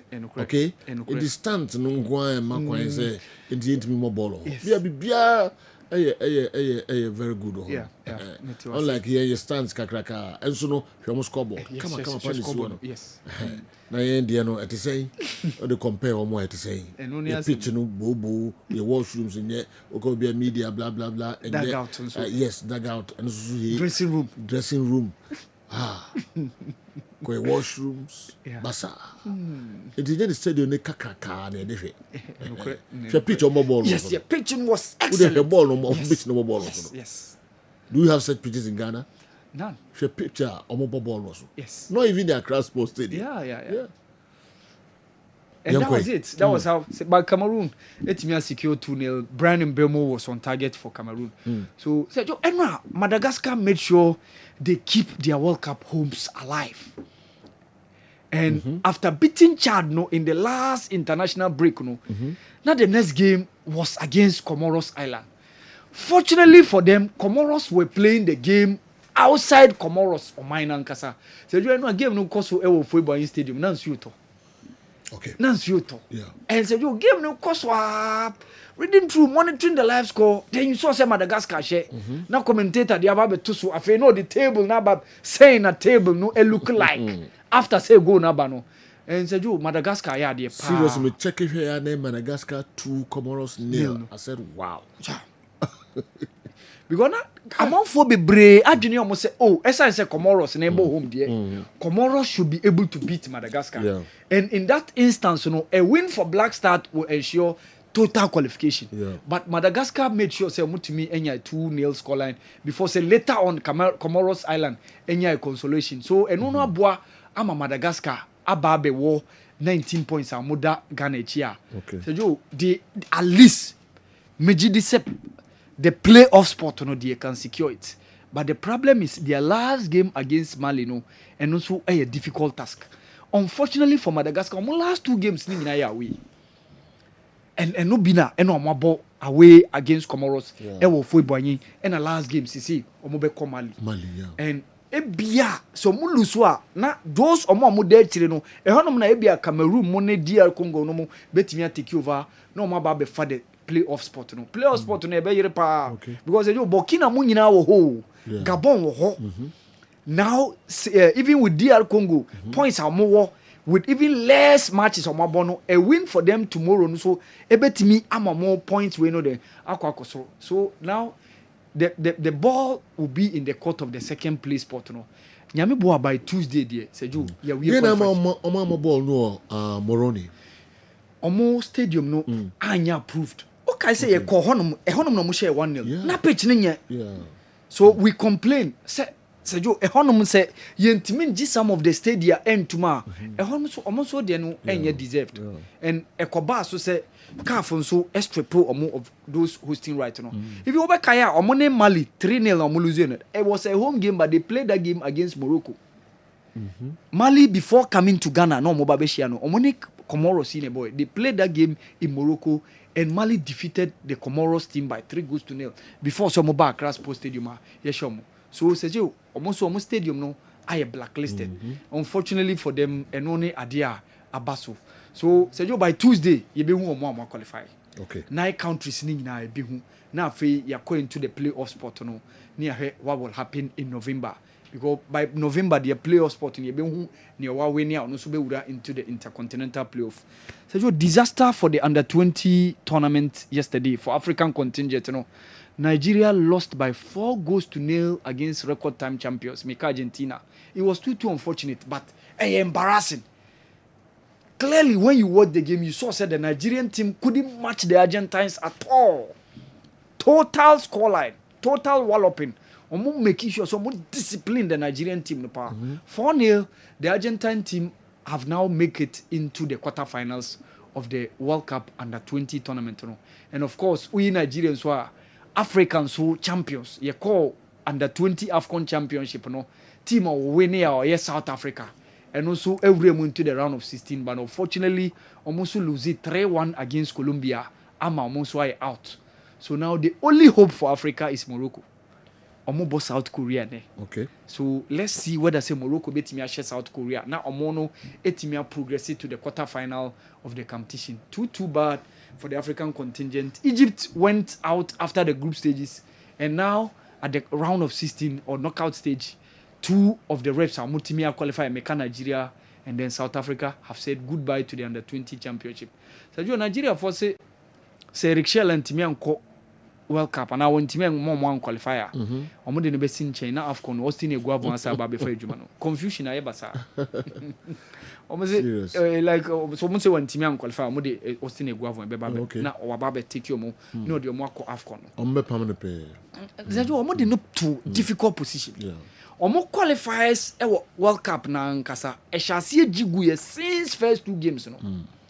And after that disaster came on board when they appointed Finidi George. That was where Anaobeka said pointer bibia say because Jose Peseiro ne hyasie 2 games he drew against Lesotho. Sejo Lesotho is one of the poorest teams within the group. Even Benin Munyina Sham. He drew 1-1 with them the stadium in Uyo Gotu Lakpabio Stadium. And Okobo won against Zimbabwe. After the AFCON na Jose Peseiro efriwo. And Finidi George ebefa ejumano. Finidi George first game was against South Africa 1-1 draw. The second one he lost 2-1 against Benin. And Benin ebo home away from home. That game went on at the Stade Ufoué-Boigny in Abidjan. And that was where their chances started jeopardizing. Okay. Eric Shell by the first go against Rwanda, first game or winning, but the second game against Zimbabwe, game management and Timian Kosuye, a honumna or Mosha Siya because how do you want to qualify to World Cup? Not what about 3 home games on young wene bakokra. No, you're serious. It needed to take them their 4th home game before some Benya win. Home. And that was that win against Rwanda. They did it home and away against Rwanda. Now their chances has jeopardized. And Sejo is too difficult for Nigeria. The situation of Makwako Remu, Edin and a 2 wickets. Say the NFF and technical decisions, right? Who denied these top stars World Cup qualification for 2 consecutive occasions. Yankai said Omo ntimi anko kata. Ghana ana amamo anko kata. Now 2026 World Cup and so becomes and Nigeria will not make it. By the 2030 World Cup, Osimhen might be around 31, Lukman might be around 31, 32. Ondidi mu nyina be free o, Iwobi mu nyina be free o. So it's the new chance will be given to the young generation of Mobano. Say you a difficult for Nigeria situation of now these key superstars having back-to-back current Africa best footballer of the year from Meka Victor Osimhen to Lukman Ademola. Now omunyina omuntimi nko World Cup. A difficult situation for the Super Eagles of Nigeria. All right. I've watched and listened to Sir Radcliffe's interview.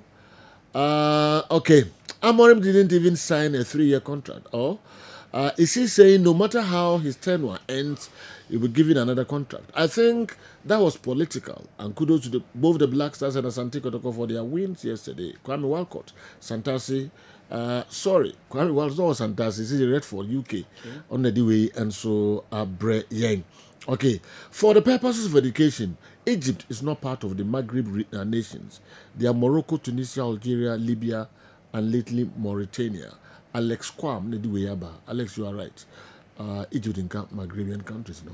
Maghreb. North Africa, no? Okay. Oka North Africa, and Kasa Mododo, any Omama qualified. That was what Dr. Naru was referring to. Okay. All right. Intina, and also, I don't know. Yansha way, and so, when about Hinba Cologne, Germany, relation to the Black Stars for qualifying for the World Cup. Otto Addo truly deserves applause for the excellent work he's done. To Andrew, the day are you? Andrew, are you and the entire team, Jordan Awokana, and the entire team, the nation will lift you high on its shoulders with pride on Sunday. In Otoado, we trust. On another note, the referee who officiated as Asante Kotoko match should be suspended for poor officiating. How was that tackle on Amwa not a red card? On Hineba Kwachi Cologne, Germany, on our way, and so Abre Yen. All right. Mepesi Bedi Jakra, right? Nafi Dr. Dawood. Also, Meneno, Mayine Free Hon Tentem, Dr. Abodise. Also Beba na de Ohubiano or de Abre Yen. That can go na aye efisem nkwa na edinina enso atwa moso. Okay. All right. Benji would way a free aye fancy sawia na abre. Benji, relations to the Black Stars for victory yesterday. That's what we want our players to do. The kind of performance they demonstrate at Europe, they should bring it here. Okay. Greetings to Honorable Wisdom Osei Buama, Ukumkom MC Achma Nwabiaja South. Benji, Mfensi Sawia, also a message, no, I don't know. Dr. Dawood. It is saying, Otrede ampo nyankropa daro. Nyankropa asipa. Net here for Dr. Abodisa no metwa. Imponi. To blow no afanchen. Imponi. Okay. But so say. Bosumu say breast cancer awareness month. Say bosumu no. Just say opese. It's a month. Expert our test breast cancer. Yemi who said you. It's a month. Yes. Mo bosumu. Yes. Na so far na 9th of and you asem. Na bosumu na data so nkro. And you asem. So far what test say? Be 8. Something on cow baby. Out of 9, now what tested 8 out of 9. They are not say average 1 a day. Say no cry, no day no query. And found say no better. Dr. Dawood. Yes. Just so crapa. That no form. Okova.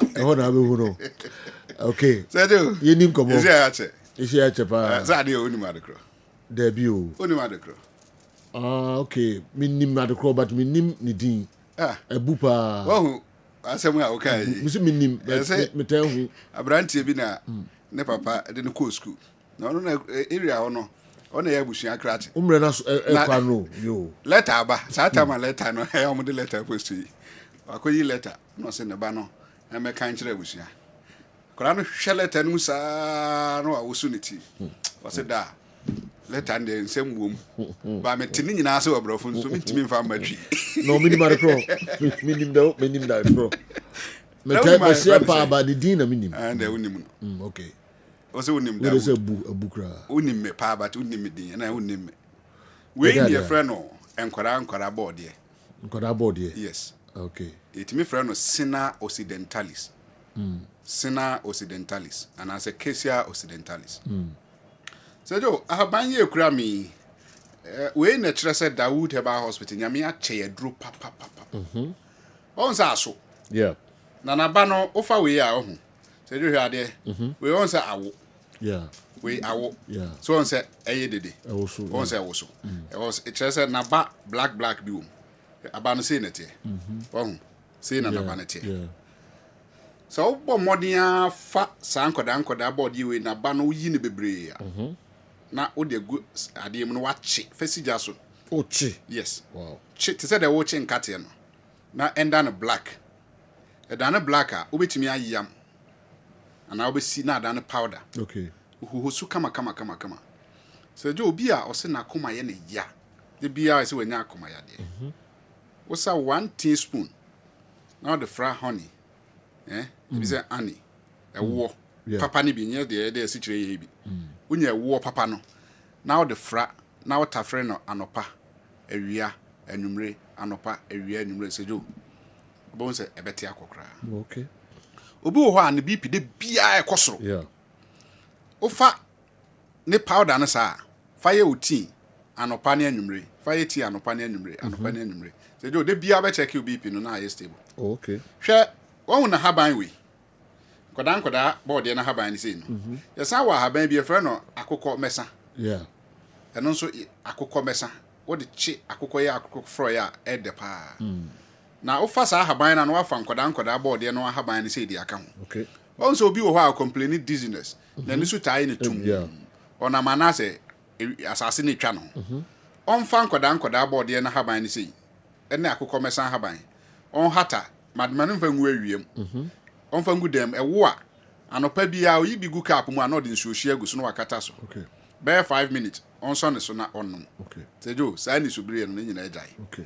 Onnom to aso anso a obi a ne BP kosoro eno so ebo ama BP no e ba fom. Okay. Sejo nkoda board yi a wo fa na haban na wa hu.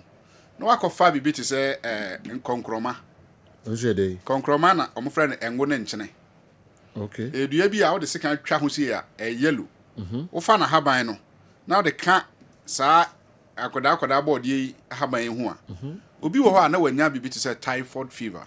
Okay. Wako hospital wako na ya test typhoid no, you say positive. Bia na obre. Waya no madura enko. On fa sa nkoda board ye ne konkroma na haban no. Oka bomu a ono ana onom ne say tea anopa ene anwumre disposable cap ketwa pa no ba kwa anopa ba kwa anwumre. Sejo ono no for 21 days a. Okay. Obe lab na chere say typhoid dem wana free ne mojem. Nyame de ache me, e wo say me de check kwa. Sejo ebi wo ho kra haban no haban bia ye dro ba je se wonnim. Won say still na haban we no. Yeah. Koda board ye no. Wo fa na haban ni sei. Na wo fa nunum. Se wonim nunum saintly. Oh yes. Wo fa nunum haban ne de ka sa sina occidentalis yi ho a. Na wanoa. Wonu a obi wo asabe okwaja nan so na moja wo. Koko efifiri ne to otimi som sei na odidi agro. So nom to aso saa 21 days a emoja no emma bio de efifiri ne to no ekọ we free. But open dosopo and open year no about Dawood Herbal Hospital. Okay. Dawood Herbal Hospital. Because we are Bema now kwa jana so na moja e pramu a said the sejo utime nom no foi Bema no ntime nom bi say we ebi ya woda utam no ko de you there be question na maybe say tie for per answer every one wa hu moja asada ntime hu se ntina utime nom no fo no bosu mu de obenom pa still a days wo so we ka wase why we dey abeka oh be 2 minutes na ka crowd be beka ho sejo Dawood Herbal Hospital no nipa ne ba ho a ne yade bi e ha no a ode akini a hu se obi timi ka se me yade we de ekodanda obi timi ka se eye kwankro yade no na ye wo no na wo nyare na yare na beto wo kwan ma yare na ye kwankro age se wuni na duro but se nipa no pese onya yaresa na ne ho to no a Dawood Herbal Hospital ye wo Kumasi edweso krapa mema ne se apeja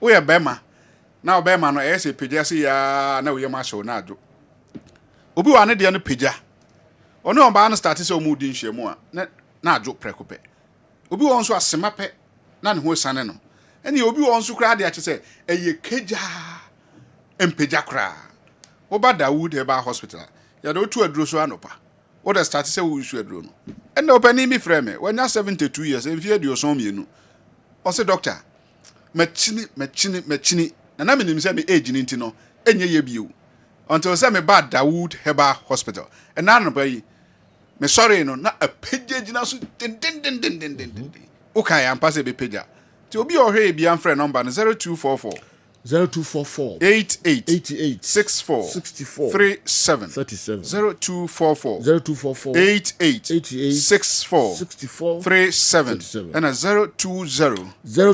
168 1717 so do me kura dro mienu yi asi twi na memene twi na memene on Dawood 360 capsules yeah adro no your friend di adanse amfere and your Dawood ointment so do obi wa ne sisi ye ne ya pa okọ elibo boda no so maami bi ton koko your friend antie mina e wo libo taxi station ho na say be bosume be kakra ni ontimi mma meton koko bio na ho na customer ba ko e ko ya maame na amba no bi sa na de nantie mina nanse e mba no mso ni sisi ye ne yanti ama na aka na aka fie waka fie a ontimi mba yeah ho na call pharmacy and no to Dawood 360 capsules no to Dawood ointment to course o kwa akosra antie mina no say me ba se me besra wo but me de adura brew no so me sisi ni de ma ye adura enko na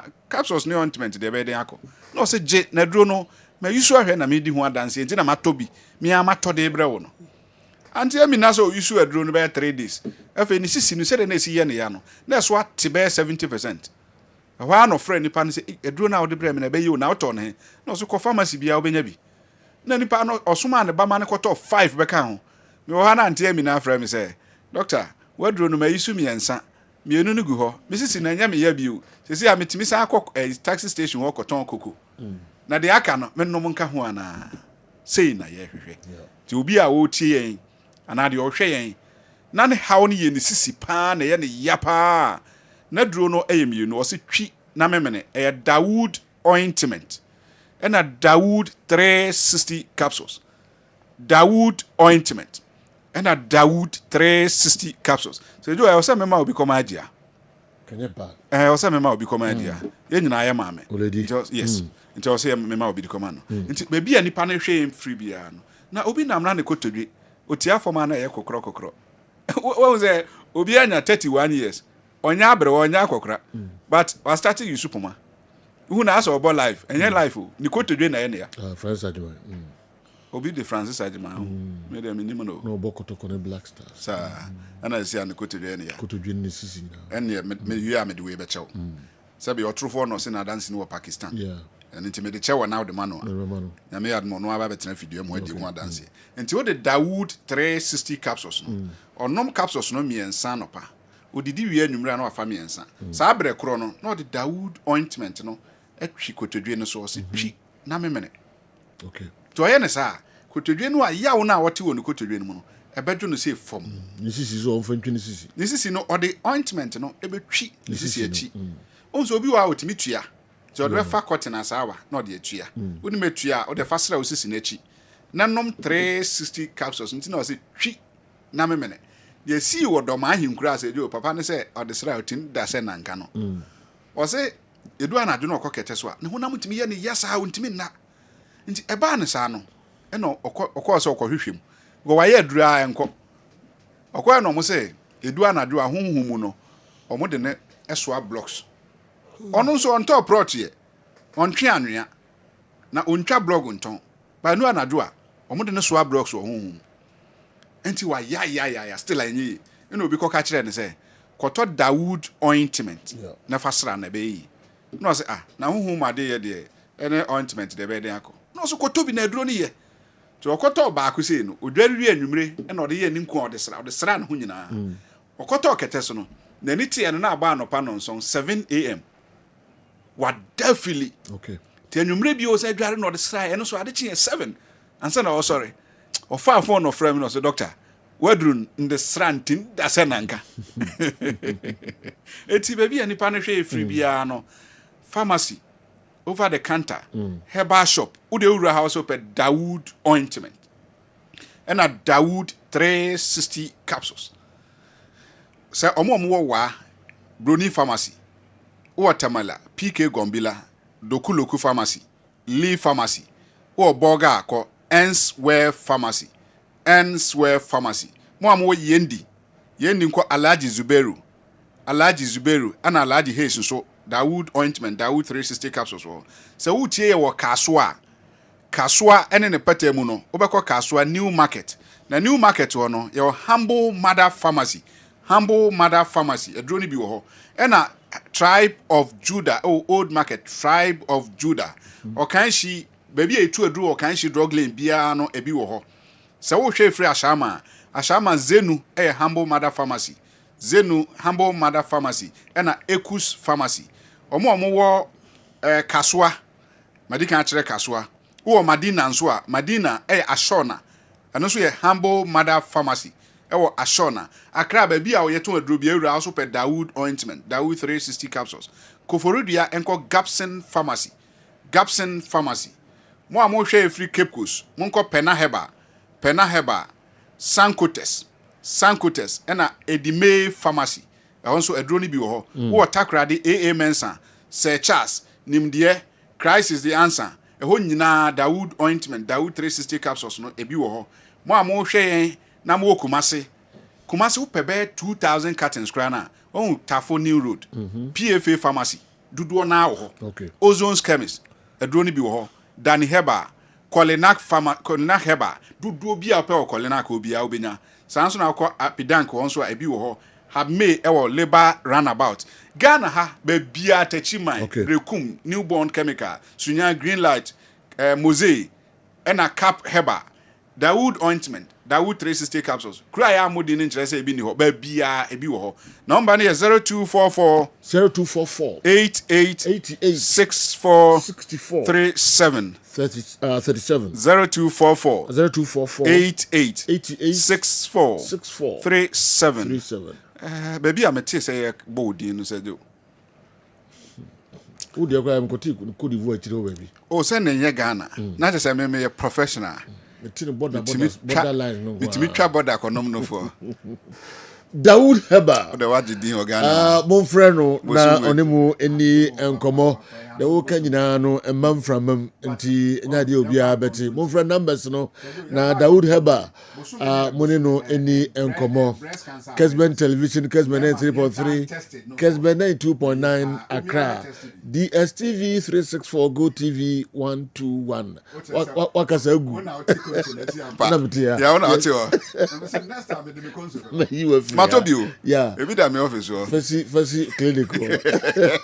We did see when the baby and come. Dawood Heba, Mr. Mon friend numbers no hospital no ewo ejuso krapa baby na Metro FM omo a station no ewo no mpamcho koho eho ene na so yare bia kakra bi otumi kan wasam ene awie obesa ni nyina de amount oti o ketekete sa no nema obetima ye no enya sam kitu akra. Dr. Naro asks why football isn't vibrant in Libya, but vibrant in the other neighboring countries. There are two possible reasons. Tell him football is a culture, just like basketball is culture in America. So in Ghana, Brazil and UK, people play football not just as a profession, but leisure. There is a football culture in Egypt, Tunisia, Morocco, and the rest, but not in Libya. Secondly, Libyans were spoiled by Gaddafi. They had everything and lived the best of lives on earth. They didn't have to work or do anything. And football is for the Kubolos, not the Daddy Bees. You hardly find a Daddy Bee as a professional footballer. Football is for Kubolos, and there aren't Kubolos in Libya. Oh, okay. Indeed, also the Ebrahim. My greetings to all the crew. Yeah, that's a pa. Why do we buy one for Libya and count? Okay. All kind of men in the yard. Yeah. And the crepa and all kind of. Okay. Intina and also and Mr. Momon friend numbers no na money doctor any and komo. Our Mohammed pa which disaster Nigeria, South Africa, in any case, we can't share a singular honor with any African country for now. We remain the one and only champions standing. Champions bear KOD. Bechi chim kakra efama me. Dr. Dawood, you must know at Trasibium. nafi yatwetwe enkomo pa. All right. Omo boy ma yedi dwumadi ebro enche kwa miki ba betrance na or the local stories no abre of course. Stories p the every Black Stars and so aswe Kumasi Asante Kotoko enra omso echi bibiani Gold Stars omo hojuma baba yara Sports Stadium 2-0 was a score line. Baba na baba di hu enkomo p. GCB your bank for life. GCB your bank for life. High cents, everyday prices for everyday people. MTN, everywhere you go. Milo, energy to go further. Toyota Company Limited, Ghana drives Toyota Starlet. Pepsodent Herbal, Pepsodent Charcoal. DSTV, your home of entertainment. Jabin Rural Bank, the best rural bank 2023, Chamber of Commerce, and it is Abasubodi at the Ama Jabin Rural Bank.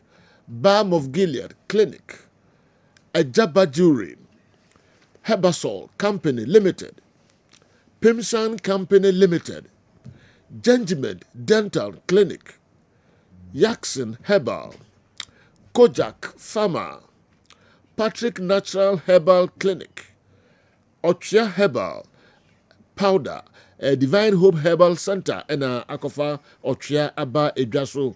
Easy waterproof paint. Also no more leakages. Caristic Ventures, Piwak, and Akofa 3P Garlic Mixture Aba Ejaso. Kingdom Herbal Center. The Kingdom, garlic capsules, Kingdom ginseng power capsules, Kingdom co-bitters, Kingdom tremendous capsules, Kingdom no challenger. Frana Smart Solutions, Bayport Savings and Loans, your future now. The luckiest, kwa miki ebe chechrim ede amayen, Tonchi Herbal capsules, omo adaroma. P eka ho na ide midfield action program bro. Kwame edum rese ode afisem no eto asomaye. Say ye nyame adom na nso ko ba do bibia kama pa. Bibia kama. Ah me de. Esoma mentime de aba nkra no me sa kantisia. This me face with this year de okay. But we are not for half one. What you know? Mamisa Semfemfi, the senior national team, the Black Stars of Ghana. Enra Black Stars HRS Omenia Bresson Bako woke up Koso or United States of America, Mexico, and then Canada. Yakopia mu ewo Mekines Abra Yane o man from the Central African Republic and Ekosia na no ye last but one gamer a Kosum 5-0 and a Black Stars itimi kunim ewo a game no 5-0 and a Black Stars born no more than etimi share and no any resource a PMU edema the senior national team the Black Stars of Ghana na in Sembebre and the Toja abra Black Stars edin kunim no na after the game no say any city a brand friend the Prince Owusu Coach Otuado an opportunity ebesi akan edema the Black Stars of Ghana Prince Owusu was in a kind of medium sporting club and Prince Owusu and yes celebrating say wotimi anyane when opportunity say academy Black Stars Kamal Dean Sulemana Soa was in a kind of the senior national team the Black Stars of Ghana when also an opportunity after so many years we see a kind of Black Stars no wotimi eshe go sin niaje so wetima she goal a day ama Black Stars Kudus Mohammed and Shaku and Enino Edin. Where the senior national team, the Black Stars of Ghana, and Kamal, Dean, Sulemana, Yesowa, Wano Elbo, Casananiaje, Semponum, Wetimi, and your goal at the Amadi senior national team, the Black Stars of Ghana. Black Stars, I say 5 goals. Woman Copiamo dressing room, woman celebrity, a chrese, victory na woman, a nijism at the moment, and into a dressing room, all the players and the technical team, Momo Bonyum, and the Black Stars, no more celebrity, our dressing room, some Black Stars, and some etimi edim kunim 5-0. And so after the game, Coach Otuado, wabɔ mmɔden 9 games ɛna wabɔ ɛde ma the senior national team the Black Stars of Ghana. Players no ɛyɛ adeɛ wɔ pitch ne so otuado ɛda ɛyɛ place na ase ɔkɔ nkyɛn no abɛbɔ akyi sɛ thank you wayɛ adeɛ sɛ 5-0 no yɛtumi ahyɛ na aka last game na Black Stars ɛtumi abɔ na yɛtumi qualify ɛnso akɔ ɛyɛ World Cup no ɛnso bi ɛnso ɛwɔ hɔ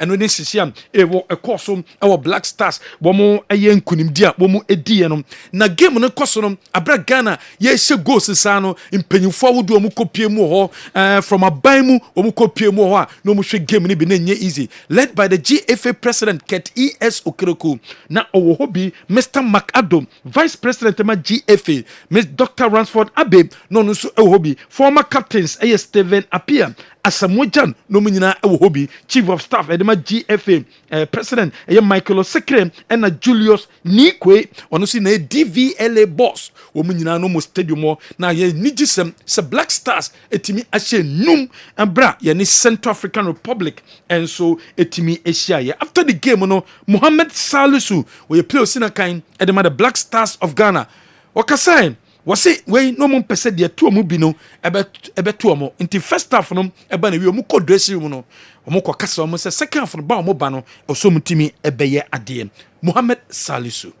I think it's a big lesson for us, you know. Even today, when we were leading 1-0, when we go to the first half, we all told the boys, listen, this is what happened against Niger, so we should not let this happen again. So we always take this as a lesson, you know.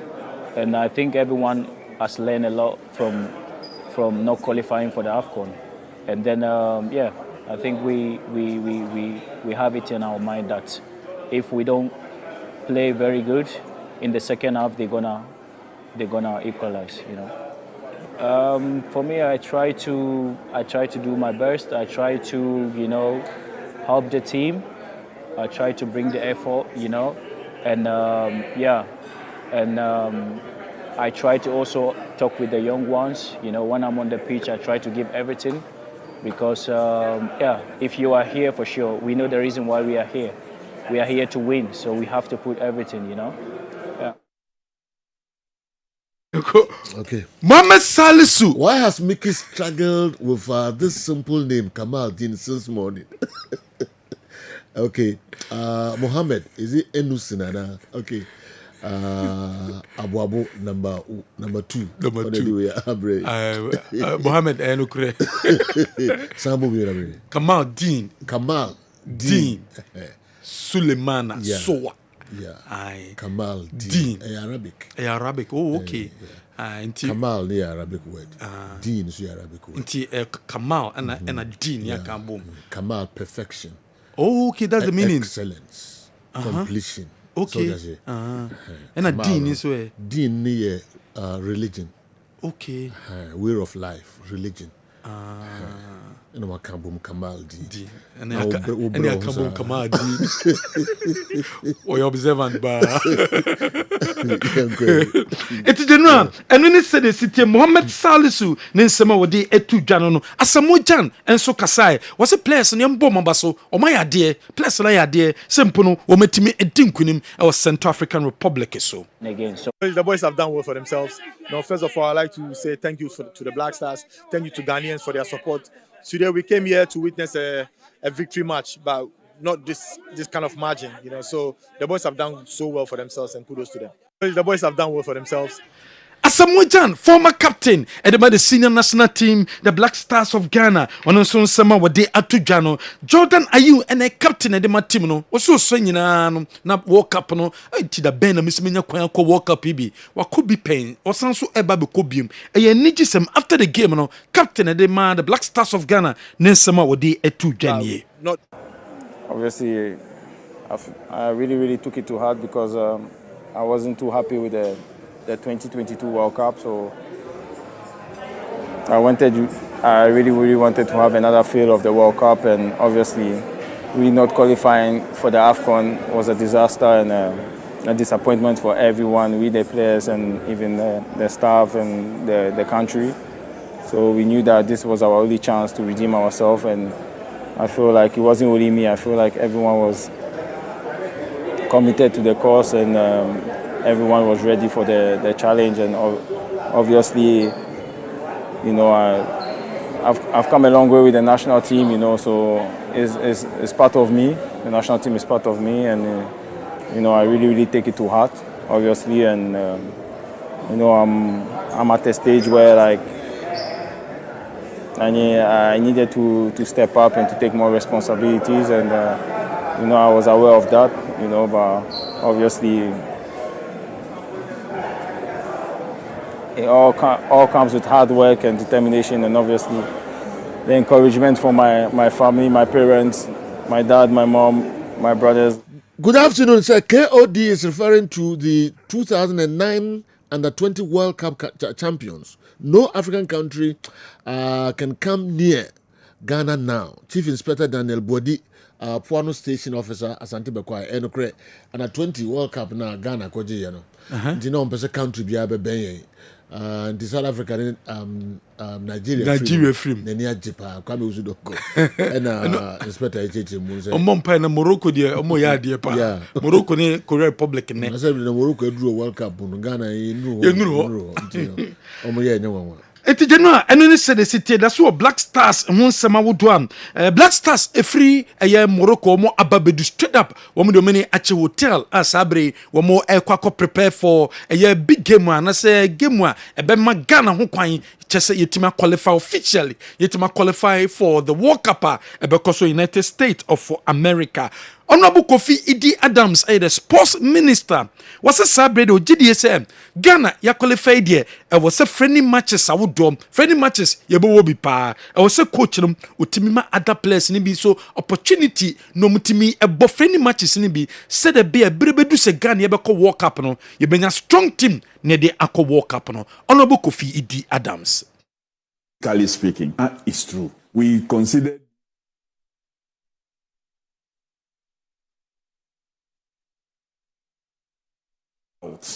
And I believe that the friendlies that have been arranged for the team would have opportunity of featuring a few more of such persons to see what can be done to make sure that the team in all departments is ready to go for a World Cup.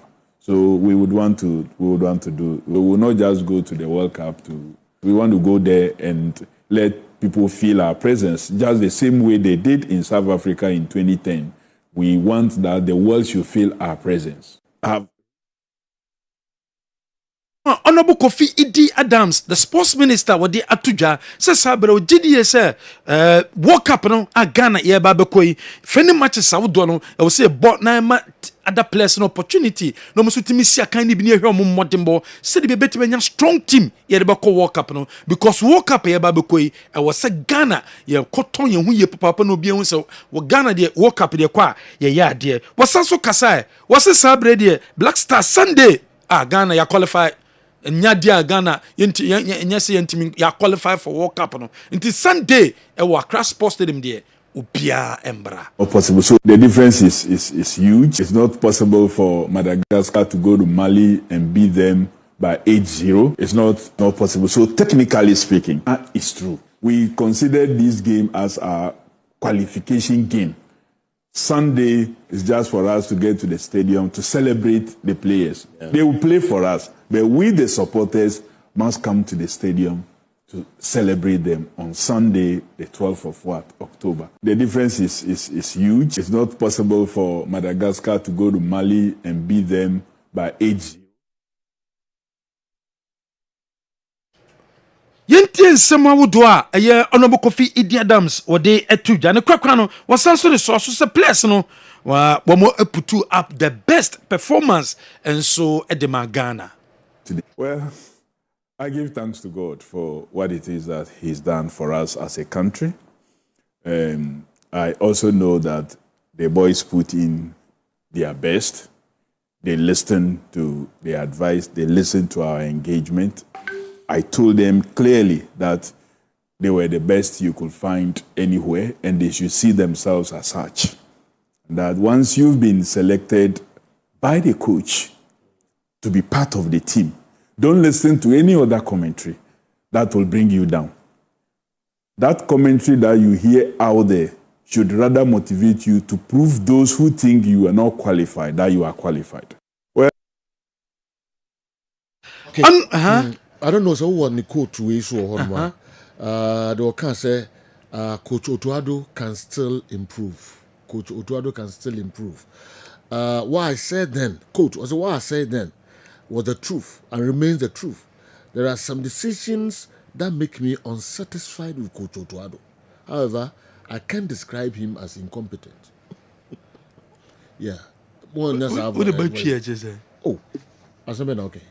Doc, also you have we military. Odama can be me. Okay. Or say Otuado can still improve. What I said then was the truth and remains the truth. There are some decisions that make me unsatisfied with Coach Otuado. However, I can't describe him as incompetent. That's just a near baby a came. Okay, no. No great do. Otuado ni modemono so mum. And that's so memuso. He can still improve. Still, say ni modemono. Because in other words, the modemono that's so form. There are some decisions that make me unsatisfied with Coach Otuado. In Nurubebia. Yes, no, as Black Stars coach. Na niemebu ho ya ema ono abu Kofi Adams no. Ne kunto na bunto ne yam say sani ye hwe no eno. Yeah. Nti aso man ho mene so. Tina no so no. Na say oni gidie. Yeah. Oni gidie. O bon tofa pa na person o ye ne blanta. Oni gidie. Odue no di twa to say on to me nka say oye coach awasa. Oh yeah. Nti bon tofa pa coach no on so no ne de but the Ghana ehwehwe as Black Stars coach no eninimu enye no nie the World Cup no say ye ko World Cup no the ehwehwe e wo ye Black Stars coach at the World Cup no ne papa na sem no ko Kenya ne tofa no blunt no kan ko no baby rolling straight no for you so bia okay no can simple no so say we translate the no ko no baby we on no problem be no akana JJ Barcelona no sri I JJ train yeah JJ na kasa ma for no me kasa da so am rolling san kasa nya ko papa JD obeka obeka dey be Kofi Adams adi say that no one said to work or hine kafa no tamo hine ba abrante we tintai kutajini was visa okay kutajini okay okay pa no eso can be on over can no kon na do ye die nti Otuado no ru ho no me odi qualify obe ne dey yeah okay yentu aswe yenko Ghana Premier League enno one standing game eba so Asante Kotoko ewo Kumasi Babayara Sports Stadium womu dinkunim o baby any Gold Stars so womu say Gold Stars by 2-0 Peter Amidu Akwa and the first goal second goal Albert Amwa and so and it says second goal a day Emma the Edema Kumasi Asante Kotoko ewo Kumasi Babayara Sports Stadium in Kunimdiem and so by the Kotoko Seneso Kotoko Abuewie no woman next game is against Nations FC game no beba so on Saturday and I can see no ebetimi abaso coach Abdulkarim Zito head coach at the Kumasi Asante Kotoko after the game no was Kumasi Asante Kotoko I will say game piano omu improve game piano I will say omutimi improve so it's I would say I told you football always give you the opportunity to improve upon the previous game or to make amendments. I think you've seen a different Kotoko today with different attitude. And what I told them was this, just as I said, go in and attack and make sure no goal is considered. So it's like I take it one by one, and we still own the club to 2 points. So we have to go to away and then make sure that we get that points to come and fill in the space here. Yeah, because if you want to win the league, one of the most important things is you should always do your best to win your home matches. It will propel you to what is the target you set for yourself. So I think we played 2 matches at home. We won one, we drew one. I think it's not bad, but still, we are going to fight the away games and then we get a point to replace the 2 we lost here. Assuming weye nsɛm a coach abdulkarim zito head coach ɛdema kumasi asante koroko wɔde etu dwa wɔsan so kasa wɔsi kumasi asante koroko league a yɛbɔ saa bere wɔn target ne sɛ ghana premier league wɔn pɛsɛ wɔn ɛgye nti wɔso wɔn gye ɛyɛ ghana premier league no ɛne wɔn target. just as I said, the supporters, the club itself set that target. Kotoko doesn't deserve even second. What Kotoko deserves is to win the league. You understand me? So we've set the target for ourselves that we should win the league this year. And that is what we are chasing now. You have to always aim at something so that it will propel you to work towards that issue. So the target we set for ourselves is how we are fighting to achieve it. So the supporters, I know what they want. Assuming we lost today, it will be danger. They always want you to win. And it's a decision I took, and I told you the other day that that decision is mine.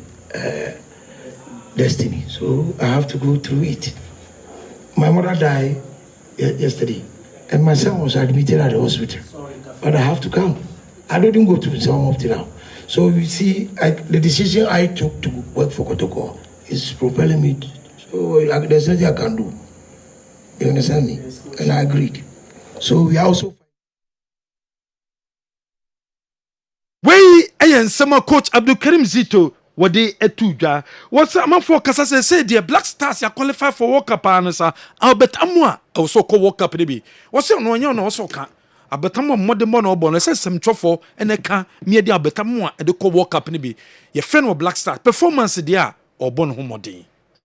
You saw what he did, and you are called into Black Star based on performance. And if it is performance, I think Amwa is on top.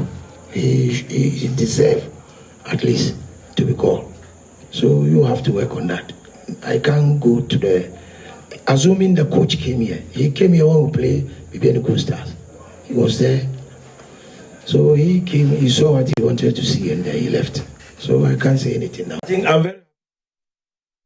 We ayabra Kumasi Asante Kotoko game ne eba na wie nsama wodo coach Abdulkarim Zito wode etu dwano no Kumasi Asante Kotoko supporters enyina womo epanyipa chairman solo was Kumasi Asante Kotoko supporters many excuse for not coming to the stadium. What's the stadium no Kotoko she Kotoko best football DNT and womo Emba Park.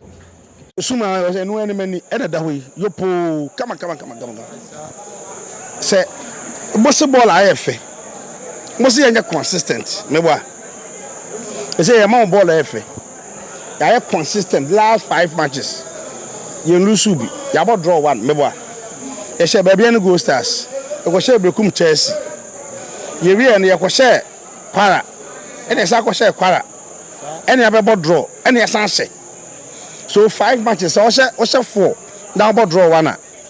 Excuse me now. Madrid says home.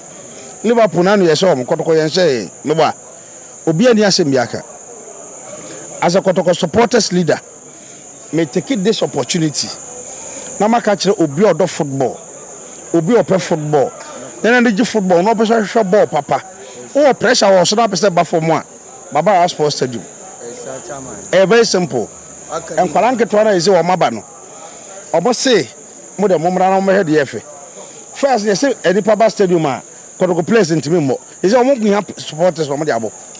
Fejamu, Renima, Regma, my end.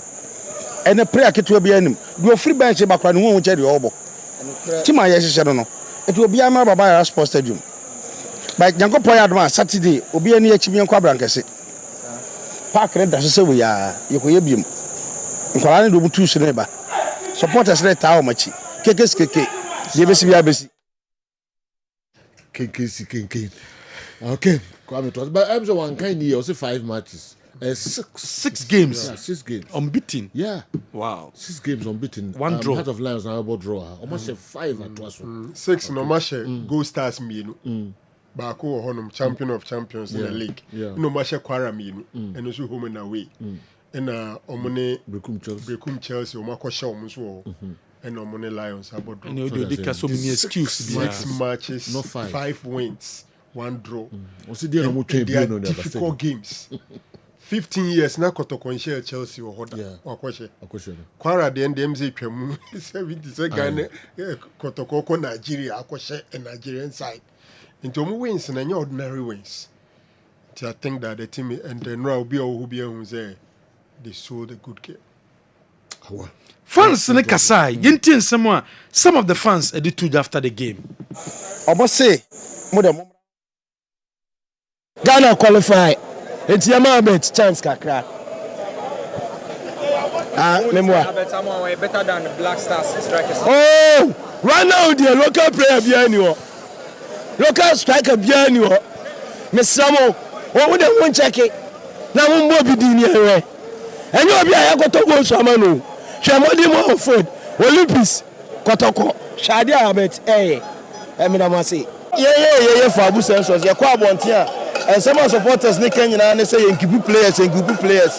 But them paying for also the Fabu Sensors say yeah said the talk of football no sika be them need keep players because a lot of players wanna say you scan keep on momutimi bob year Kotoko be team I was African share 100 over 100 Patrick say the man 200 over 100 more paid more player or is a Black Star Osha ball by next 10 minutes one row one SS me catch them say 2-0 abem if you see am kwan no for no am man P17 was sell boys na ya there sure What so just a me kwejo pokwe na mani ache ananu kwasiara draw ne ball na mbo ba ya ba na ball na mbo ndie so solid be a good achie animu finfin babia sikwam tie besem mame mo ma baso asante Kotoko me do ma ya dia now ya Kotoko supporter and sese wiyemu uje kwam me kiso se ubo support team se dia me ko boku me jeje ma me support team because Kotoko no ye asante Kotoko ete me kiso se ye be yanyema yie na nyame yadma mmenda e would the chase was a do ebe yo bia wonwa ebe yo bia so surprise ye be ko ye ko dumja janom nti ye be se supporter mon kama kuma ento tum yem asem bia si ye be ko do tete unim se sama to ya asana aboye esi na tra e che ye state because a che wo fie ye 2 days pe na dantemu nti ye stress supporters mumye nyankamom nye support Kotoko na mun say bra Kotoko funny to be no sikwa ni mu ka bia ni oji se play ye nya spakisi sikwa ni mu we ya hwanya be say ti avenam yes se team ni 2 year supporter nyantu boase nyakuma na support na asante what you know mensa ka promotion no ekoso dendenden MTN mombo no app no na sese ye bon de racho bia so bia download MTN Momo app ni bi o download MTN Momo app ni bia ho na otimi send sika e safe and essential reliable and into bomodin send sika elefa MTN Momo app no into download the Momo app ni bia o use iPhone no akọ App Store o use Android phone no akọ Play Store na wa download the app ni bi na fe wetimi abomodin asende wo sika send sika through MTN Momo app ni so ho na betimi achew ade daily ye chesika weekly ye chesika monthly ye chesika over 1,000 winners MTN so de wo maka so mo chawade a wo mo echepa anything sending so na bomodin eye bank to eye wallet transaction obetimi eye payment money transfer obetimi eye bank to wallet transaction wokomomo app ne so a obetimi eye sika free bank na de ba o eye omomo ho savings loans investment pension POS transactions and a momo transactions nyina no e platform ne so enu nti unni hu kwan unni excuse so won download the MTN Momo app no and so be MTN everywhere you go. Hisense your product no e papa enu nti na de bia bon de rocho se kope Hisense product ne bi e electronic appliances, electronic appliances, and only high sense there. So we will be a wesi dawie, hotel no wesi wie, a dime bi no wesi wie, apartment bi, wa fie and wesi wie. Ope electronic appliances at the aqua high sense there, and also cope bito. You wa a laser television, you gas cookers, washing machines, smartphones, sound system, water dispensers, microwaves, blenders, rice cookers, kettles, irons, air fryers, dinina, and many more. You wa Kumasi City Mall, you wa Dum, you ben Babu Bazaar, and that's EC Jinchao Pem. Tafu obehu yan ena de woni che tano sonso a obehu high sense ye showroom enso ewo Gentleman Dental Clinic Limited.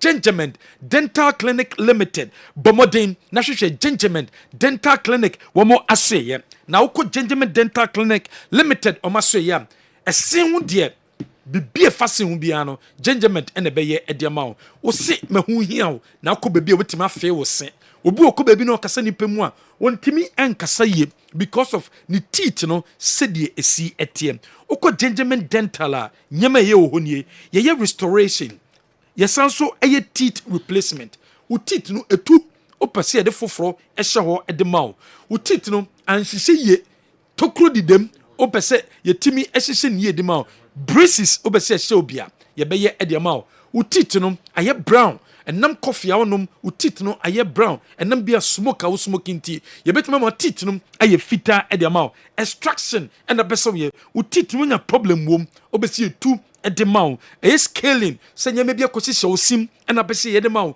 wo teeth no besi polish so e de mawo root canal treatment RCT obesi ye bi de mawo e ma no problem wo de wa to okra ko Gentleman se me teeth no besi me hwe problem a ewom Gentleman Dental Clinic ena okwa sanyema we nyina no anamontu we efa tit no ye betu edema enkran ye wo nungwa main lorry station o Accra ye sanso e atomic down kwabenya runabout Kumasi ye wa Brepo Junction e traffic light na se wo ye ben total filling station no Techiman your magazine off Kenten Road or sanso na Kofodua ye ben central ye police station aflawo ye ben GCB bank no na tamale ye wotishigu ye ne main post office no edi nhwenimu ye number nie book appointment na ntentem kone show tit no emfama 0598 731 823 0598 731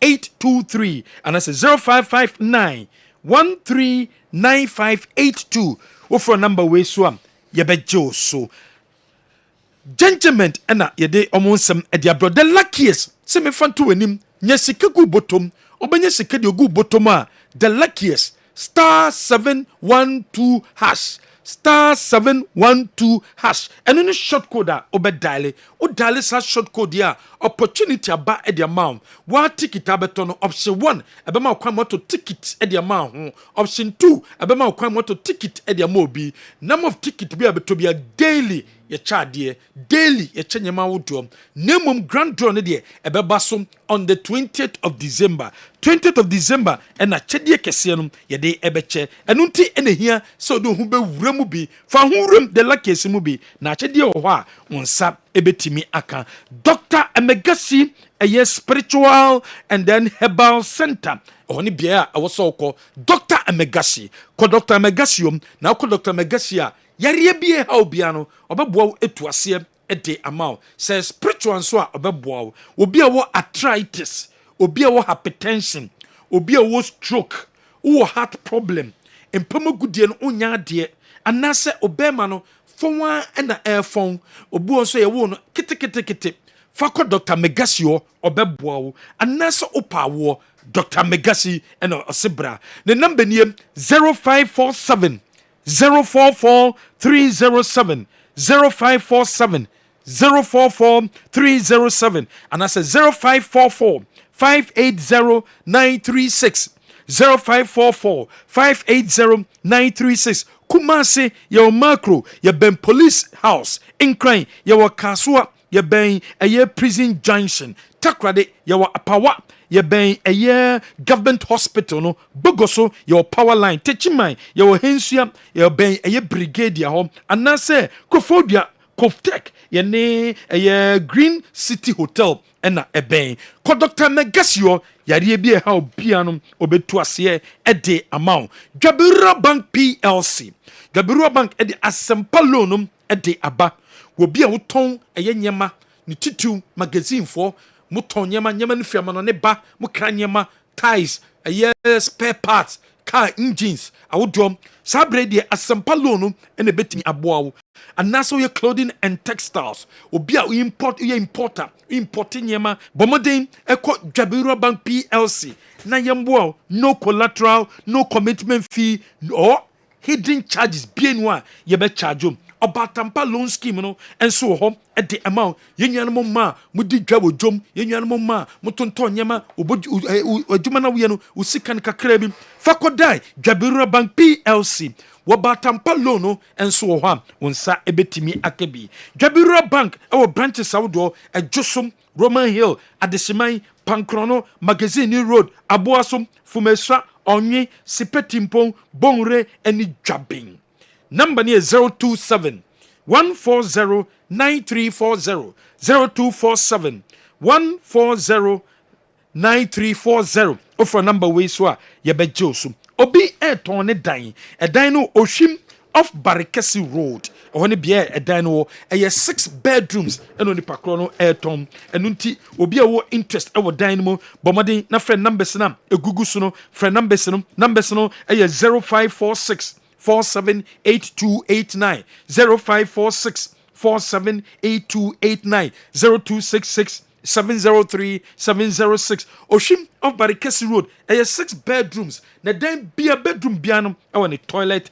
and bath and so a war Hebaso Company Limited at the Hebaso Criminal at the Abedjaso Bema dear also no basima utimi satisfy bano Bema also timi more bano na nijin se Bema no or bano any bejia eye Hebaso cream and na yusua ebetimi aboa Hebaso criminal ye de osashe mo ene wo de otu mo into woto na wa hye so Hebaso cream ene Bema oni obehima enije no ewie payom enso ede amamo bomade copy Hebaso cream ni bi apply kitwe bi e wo penis no hom after 30 minutes na wakwa wose wo wose wiam na chese bredru sewoni oba no eba bedi inhyeme ho ena be hu nigiam ebe firi mu aba 0244 750510 Ejaba jewelry ejaba pempere second street edum ejaba Ashtown traffic light na say ejaba say adibie di gold aye bia upebia to na say ene wose oba eye wedding ring engagement ring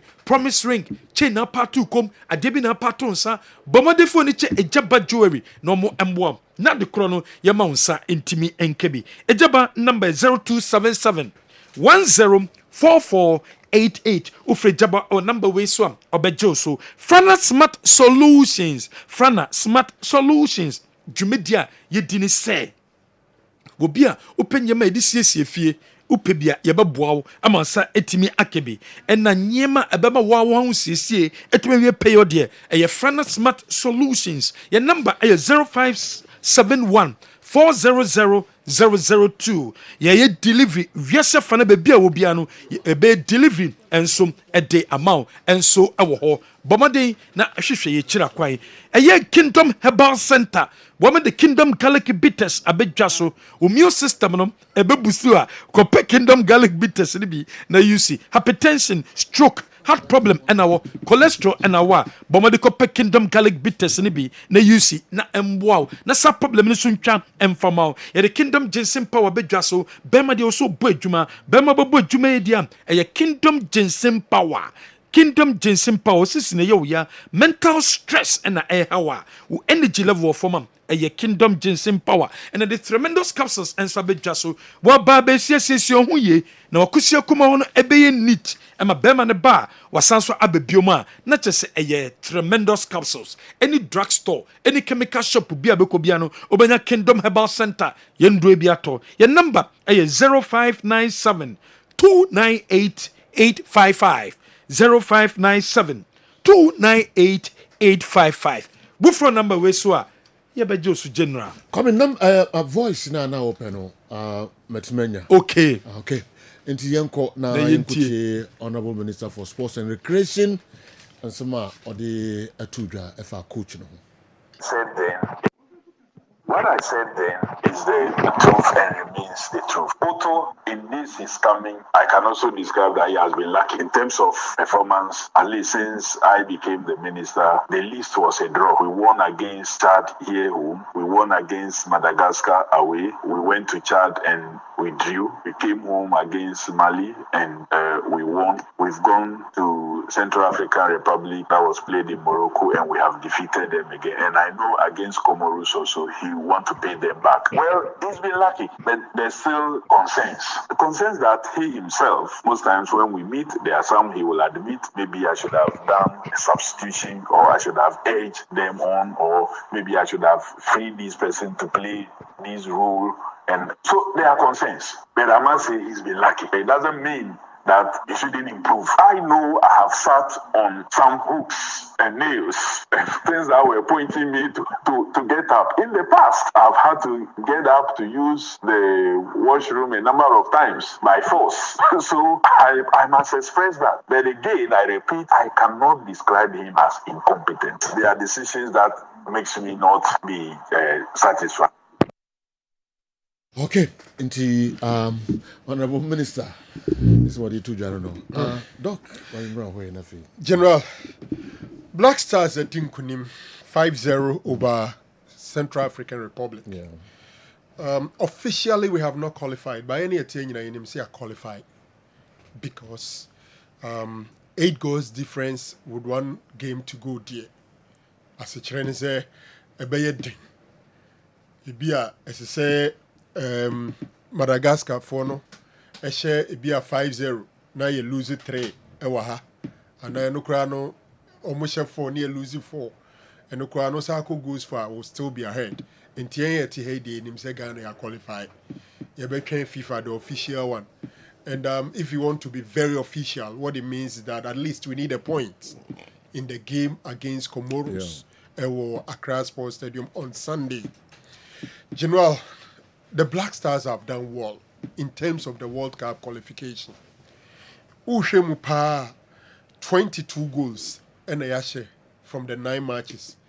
Yen Yashe goals to draw pa in the World Cup qualifiers over Africa as here. Yen Yashe to do sin Obia 22, the closest 21. As a trainer say, we have played the qualifications and played it well. We are no free honoma. Jordan Ayew has given us 7 goals, 7 assists. The highest number when it comes to goals contribution. I think Mo Salah has 9 goals. But the assists no of him. As a trainer said, Jordan as a captain of the side has led by example. And I think that he is also growing. Sebi in fear Driasan 9. Football with the Onyagro, 34 years in football. Some people still see Jordan as Akwadafi in Obaso. He has even improved in terms of his decision makings on the field. On fire, Wadeni Bibri ni honum, but the passes and the ball release first and no see check ball so non person be passing this and if he has 7 assists, then it means he's been good. One area Ghana has improved.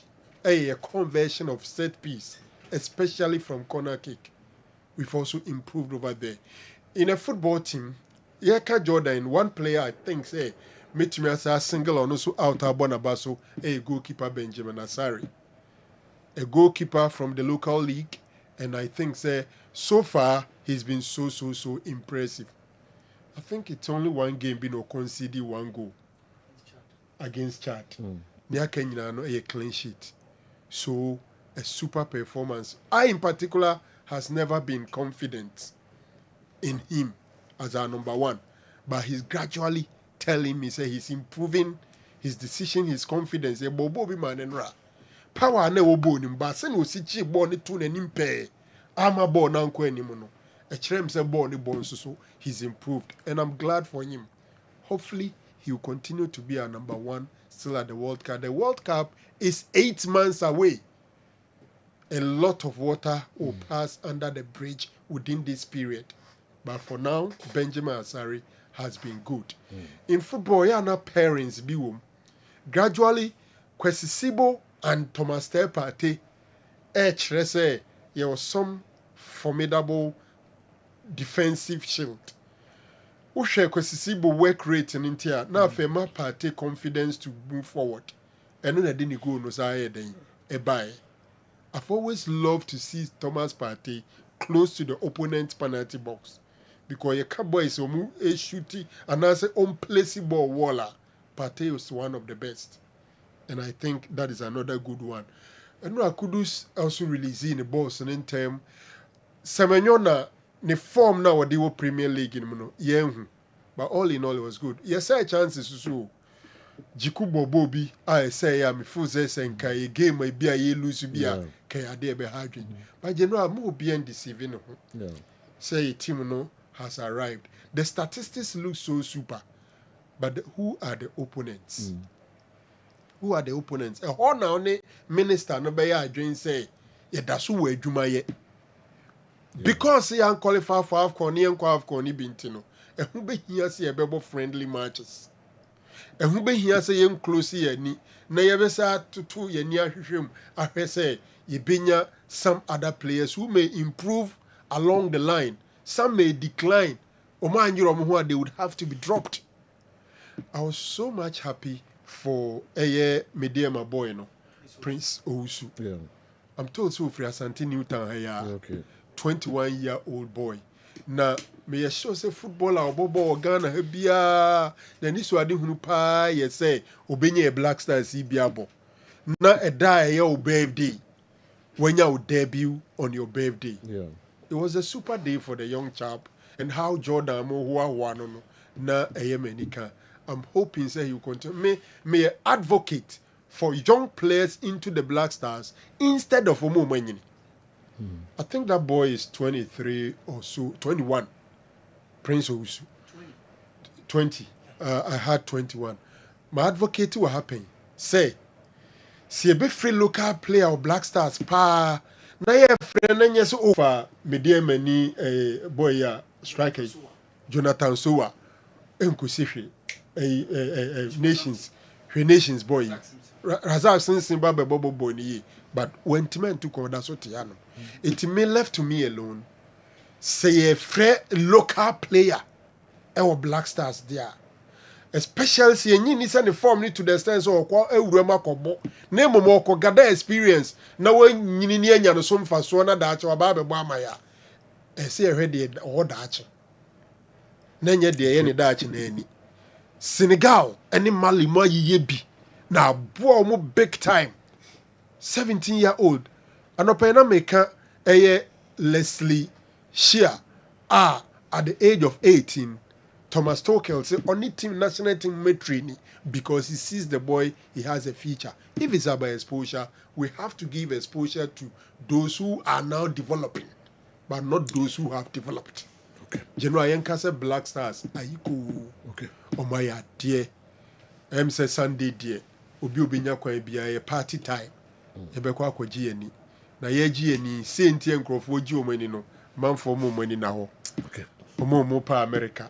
Omo pe Mexico, omo pe Canada. Okrofo bi be huru hu sa onya ahobo abo e de be ko onko. You know, my last 2 minutes were Daruma. Asante Kotoko. Okay. Yesterday I was at the Babaya. Prince Owusu me checking the age in 21. Yeah, I had 21, but now I was at 20. Right. Okay.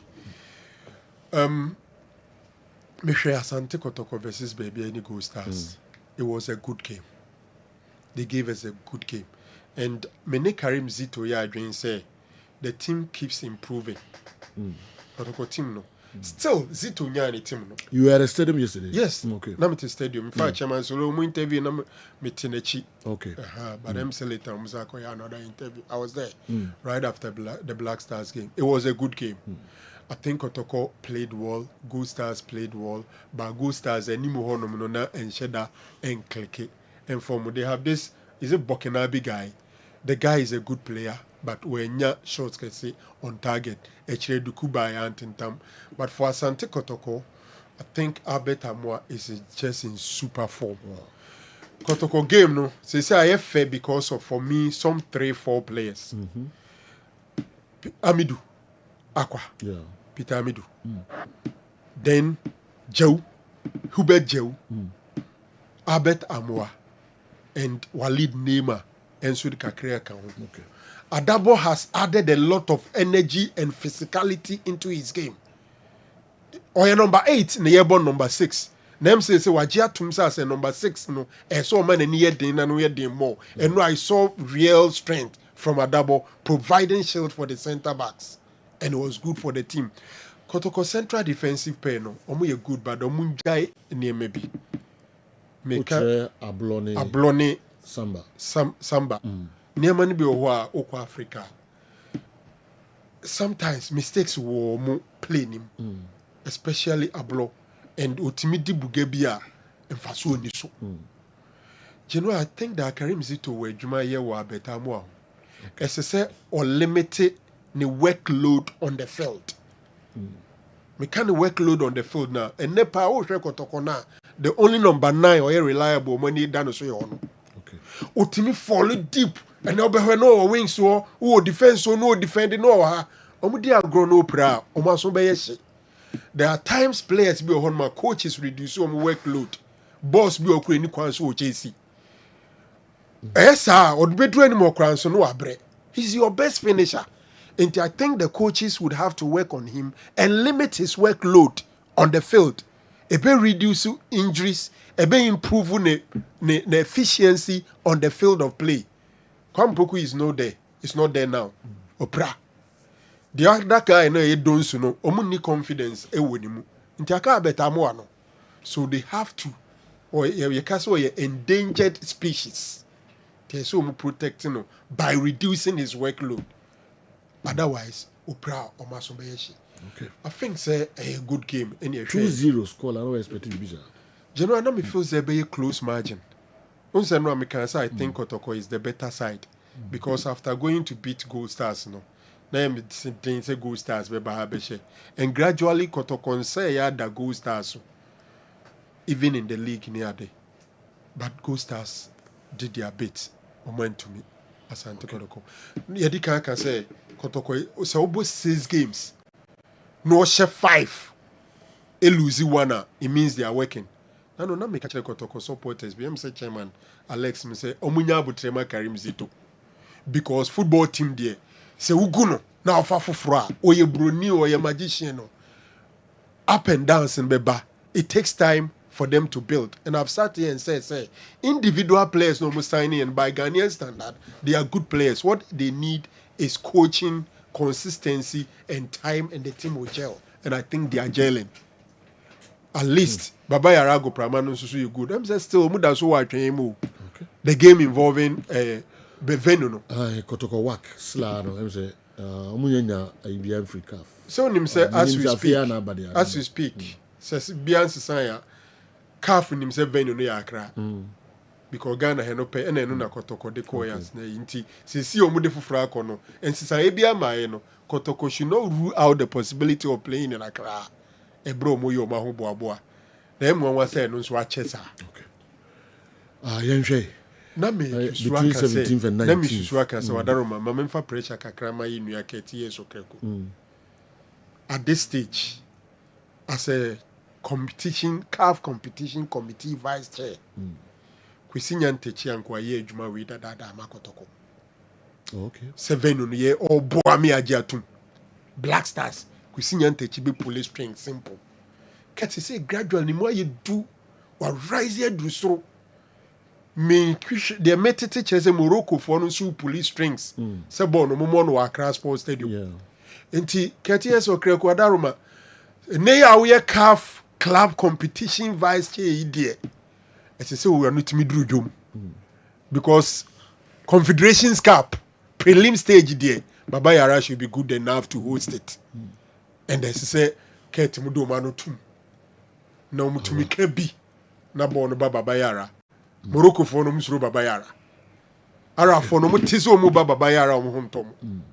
Mbenya Accra, Usiya no kon hotel wa bebo no ko. Okay. We shouldn't make them feel so comfortable in that game. Okay. Mami Fonsia na minko kufia champion so ho kakra ansana ya concrete kofa commercials and so kakra Mr. Champion. Yeah. I think I will take it off from where Frank Eja is. I don't know, but I think Frank put it right. It gets all influence, but I wonder if the matter has been brought to his attention. It's important. Nobody assumes he should know, especially under the circumstance. He's been out of the jurisdiction on different assignments. CAF FIFA meetings, CAF General Assembly, and World Cup qualifiers. It's something it should be possible. Also, that time I can story beach show. And look at a group stage. Group stage when it is that the then owner of Brekum Chelsea, Mr. Cheme, personally appealed to Kwesi.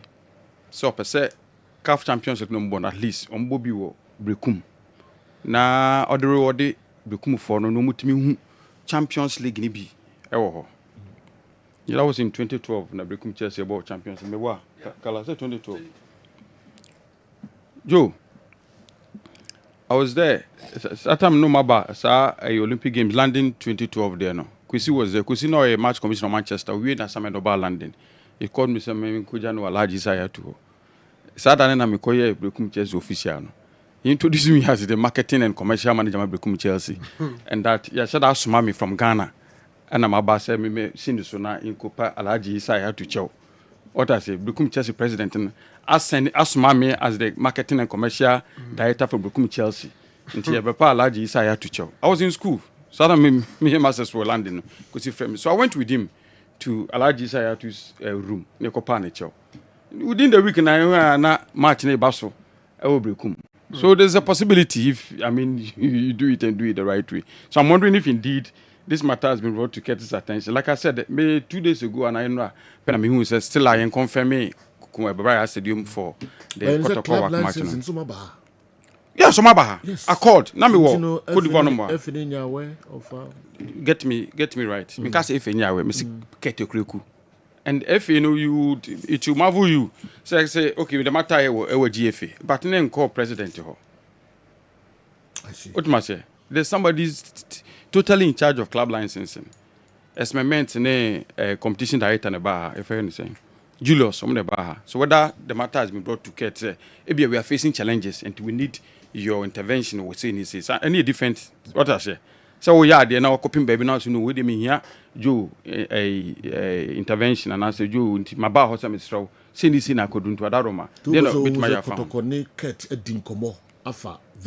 say maybe they haven't brought the matter to his attention say omo hia an intervention. What I say be your master process into everybody make crime to say a normal process and so you must go through tell me one say be me there omo confirm me. But what him chana say it's a different matter so ka say bia the GFA ni mo hwe no. The president is, yes, he's part of the GFA, but in the same this is what they smart. Maybe what is baby anajuni namno and ba we say so. And as we say that the crap my like me na me wanna me feel say me you could do me feel say I don't confirm that until some ba na no there safudu kubai. Na mu say still it's pending. I have to be honest with you because now we are aware tama GFA club license for bar Kumasi Stadium. To feel say it is done. Especially all preliminary stages na group stages, And I don't know what's the equitable. But what what much? I mean, the secret in your way of a secretary in your venue, no bonu kumasia. As on tier, maybe our train secretary very informal officially, but a baby on pass on tea crowd. No catcher, no. Mean country, no. I don't know. Because more, if you be aware of. I've just told you, sir. Even me crowd, this no more no. Until then, I bahaya fuduku bahano. I didn't know say and confirm me Kumasi Stadium. How much more no responsibilities does be brave. On a number be a friends CAF General Assembly, FIFA meetings, Black Star match in Morocco, Congo, no man. Ebia omo kan chen say yan jintu. Me am aware sekotoko. Yi match ne fi akra de aba work but na me nya we say nyanji work ni ntumu nyanji Kumasi ni ntumu me ya we say ye fi wa ba ho so it could similarly happen say e bi onya we and from minim so ma ba Ghana and no pay Black Stars ma ba Ghana and the sure president is in Ghana from me no ka say we program I'll call him and ask him so what is the latest on this one where if I say so intervention because to me I think it's not if you say possible. If you say possible. Prelims we are in group stage. And to use a group stage, requirement no higher than the prelims no. Now if you say only to me juma. Elsewhere, I think that abetamo boy no or etro bia ho ball no season no obo say obi apiu. So na me hu sa boy no. Okay. Joe, funny talent to change. So ni ball back to conquer fa no. But adia striking and in confidence. And also you call Black Star. No confidence pa. Yeah. Mrs. Onimbo kotokonko fa no. O ma kotoko fo benyo munumbo. De bi mba Joe na kotoko na bo mu hu. Obumba na responsibilities no na ayo mu hu. Na expectations ni ti na bubu o ma abam na hwe na chese o mu hu so kra. Na nansa pe na o mu da transfer. But idea is striking about this Albert Amwa boy as I've seen him. Joe and confidence. What? And then no sooner ya na yedi umuhia e Black Star. And akoma na e won na ya ne confidence. There be akoma say omre no. Because he's all over the pitch. Omre last season he was out for some last 10 minutes no. And they said was started first 10 minutes now. Maybe or extra training. Maybe or extra training on his own, but I think that akoma dey be my stamina but if you level do Black Star or level do Black Star. But the confidence now or the shoot ni normal there. Do I think that he is someone shorter blasters? It must be seen. What he also has to offer. But this goal, Anka nearly also against Heart of Lions.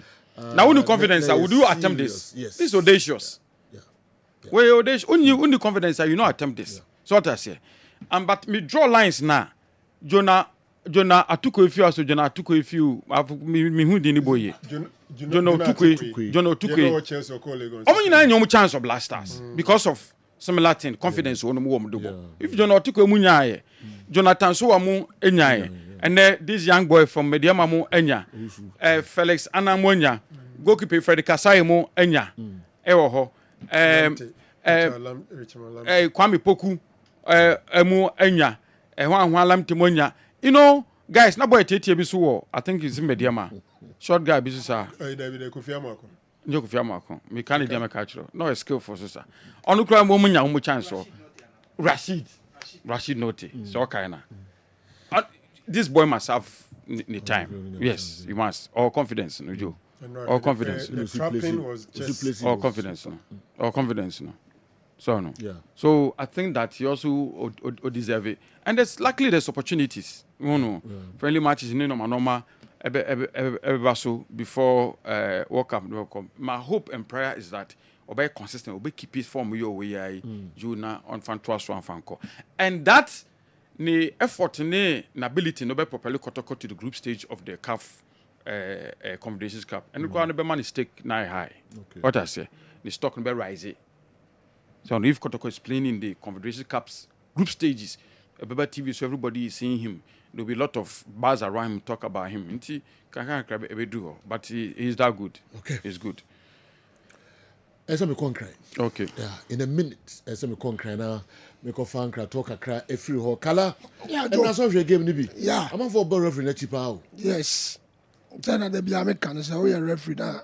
We have opportunity to handle Kotoko match. Nasa o ma wani na o dia. O ma nani na ho. Okay. Nasa na mekano. O hwebi. O hwebi. Me second half. Okay. Actually. Wa ma nani na ho kwan. Oh yeah, wa mo nani na o say incident bi o do ma esia na glaring wani tua. Nasa o njia. Yeah. Ebedu ba bi nyina betani aba be spectators. Na aka so wa sheda.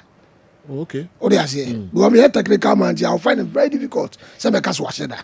Because maybe I'm a di match. I'm no maybe I'm a flash man. Yeah. But me a lame person, I make us wash that. Okay. Or they say so we can. And maybe be say no, we have opportunity as at least we hear more be who say. Oh yes, but that a better one. No Joe, let me tell you one thing about officiating. Yeah. They said Colin Aka say we are not magicians. But he tries to make it, put out our best. And it is so bad in a pack and so now but to say yes, a player been a draw. Spectators by Packer. What do you have to do with that player? Incident winner. Yes. What they are saying. You were so close to their action. Ah, Jesus. What I say? He was so close to the house. Career threatening. So they mentioned. So why is Obekasa Mejai?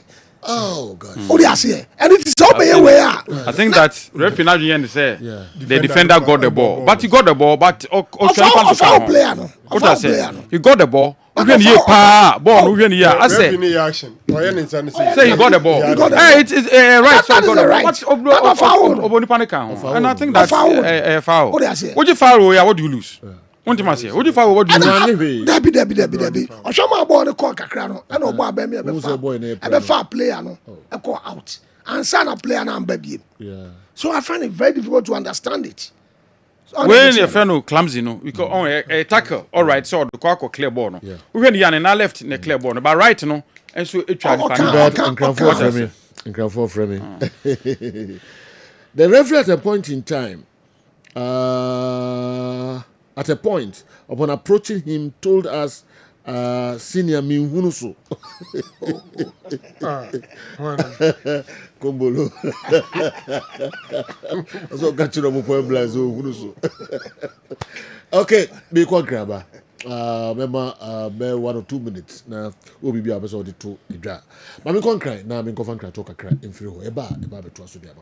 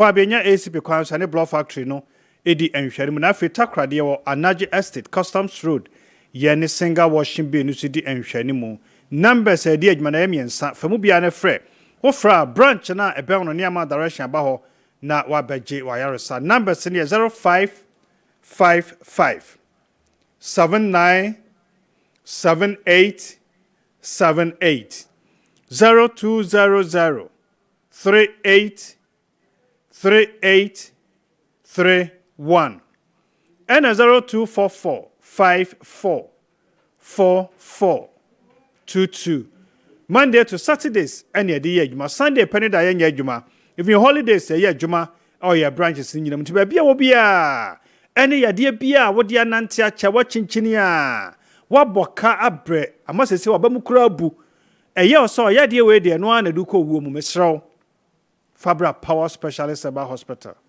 On fire de ne ma ensan fanko. Ebia wachinchini bebre. Nenso ade pate pa haw. De ekoso oni padua ni mu no onya hu ye. Oba power lab papa bia wo hia sem ayo no beye. Symptoms na odi aba ne behwe niema ahodo a ebetim de sa symptoms no nyina abro ne ya hwesa niema ni nyina. Ye di mfidi be hwehwe mu. So hia sem ayo scan, so hia sem ayo x-ray. Bibi biara asase ma wo ye ni hu de ekoso ni padua no ye yere na ma power ye strong ko wanya lab ho aye ma wadro da sentini se wutina power no obi ti pae no ne de ye malaria obi ti pae ne de ye typhoid obi ti pae no ne BP na kwasoro dodo obi ti pae bia ne moja so ate obi ti pae aye severe constipation ayemtim enti saade ba akopɛ ye ti pae na niema betimi de aba no eye bebre enti be make sure say o kan o symptom no se be kokata so amintumi na ya na mnipadua ma yetitiriti ma yedududu me sotia na ete me homia ensiso me to ase twetweme ye behwe saa niema ni nyina bibi biara betemi de saa symptoms no aba no ye behwe ansa na de dra kan nti bra bia no ye tackle the cause of symptoms no nemo ye treat just symptom nti na ye saya de etu ase ento yade ne said ye tie bia wo de ba power specialist seba hospital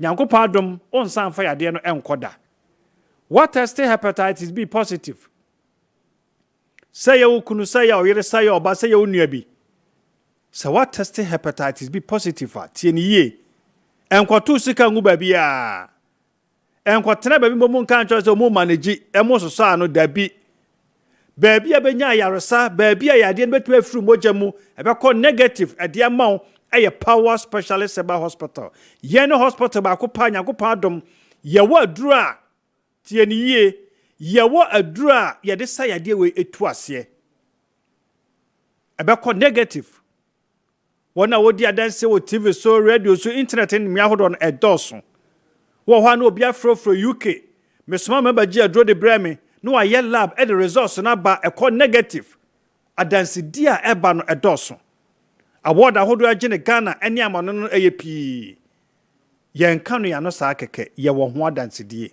obi ade na ba TV so na radio so be di adanse be na oba na before and after treatment ne report eka ho yen dwa ye no mu keke enti sa what test hepatitis B positive no obi aka cho se wa wie ya no obi aka cho se yade we die wafiri nipam entama wankasa wonuanom wankasa wafo bia ye yu kopa ma ye yu watre ama ye yu bo adidima ma obi ampompa so baba ho na rewo samso bo na oba na wabusa say doc yes yade esan entimema metim no modidi mema metim aba me nchen me nana no me eduma beja me dem ahwewo mu wote ase ebi se ho fifire kan obi obenya bi obi a obi akese wa true saliva no banya bi ensem bebre amase obi testing hepatitis B positive a techa se ka no kokra no na nka former pai no awuram na nka bibia to atwa abusia so what testing hepatitis B positive a misro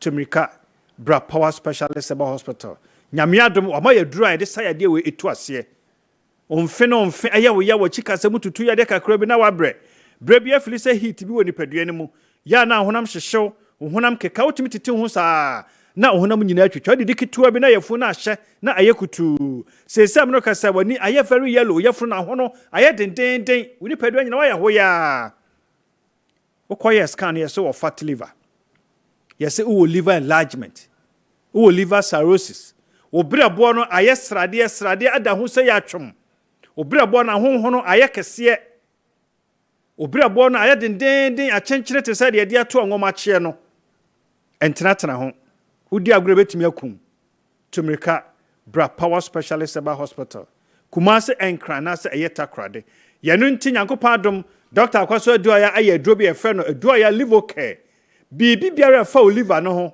say ye fatty liver say ye liver enlargement say ye liver cirrhosis wunya aduaya liver care ni bia ababoawo atuade no ase uyefu na yekutu didiketua bia na yefu na ahye sa aduro betwe yefu no nyina ama bibia ye kama e de amaw ebe hili liver no ama nso ho atimi atọ wo kidney stones ana wo kidney cysts unasi nyina sha ase tatai usisi achi lower back ho aya wo ya ahyehyew edi sisiya de kese bia brew osotia na ete ebire bia na omoja so wia na ewe misro kidney stones ana kidney cysts Fabra Power Specialist Seba Hospital Kumase Enkran Anasa Takrade wo ye bema o Johnson sama hyase eye basabasa tie ne ye pa sa wo tena ho wani betie ne de catheter ahye obemam edru sabre de ne chese enema ya kachi na nansen enigi sama ekoso kra ne se wo ho na wo ya fro o se doctor me ba no abaji aduro no kwa me num nwieye nanso me catheter no atu okasa asem de ka busa ne se enti Johnson adaso ba was a Johnson a flow kama onchem entwensi moja odunso wi anaba ni nyina na de na ajai sa wa ya show catheter sa o Johnson sama nkoye o prostate na honho no ayekese enu nti akosho catheter untime nyonso a tumrika bra power specialist Herbal Hospital Kumase Enkra na Setakrade catheter no ebeyi enu abetu se hum amosa yes Johnson eba kama Johnson eba normal baby a wo bia hwehweche akwan Kumase Enkran na fe eye Takrade freyen 0555 797878 0200 3831 and 0244 544422. Odiano eye osa ena ehaw. Ekwom de wa oyam ye oya aduane toy ma yam ye oya. Udidi mi ana yam ye oya. Ya na mframa bi agina oyam gastritis. Osa ne symptoms no ebi eno no. Ya na obofono obi kura timefe. Obuano ha nyina ye oya de kopie wa chutanya headbands.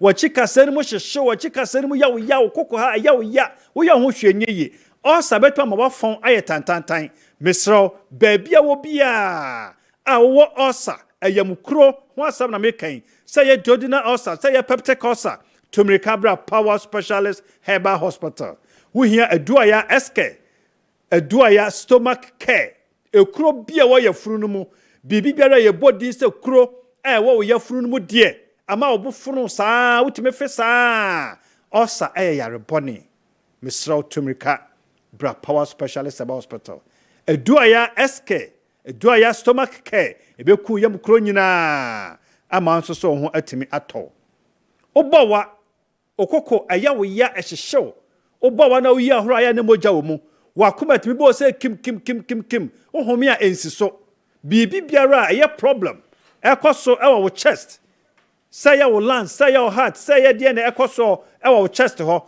wo hia aduaya cough care herbal mixture chest cough bibi biara ekoso wo koko ho no no wunya sa aduro be beboa atu ase ten wa bo wa be say 2 years wa bo wa be say 3 years misraw bomodin so benya aduaya cough care herbal mixture na aboa adiwa kaginamu ayiwa free sa ahaw no emu bema wa yemre wo mpam ma jiri ka jiri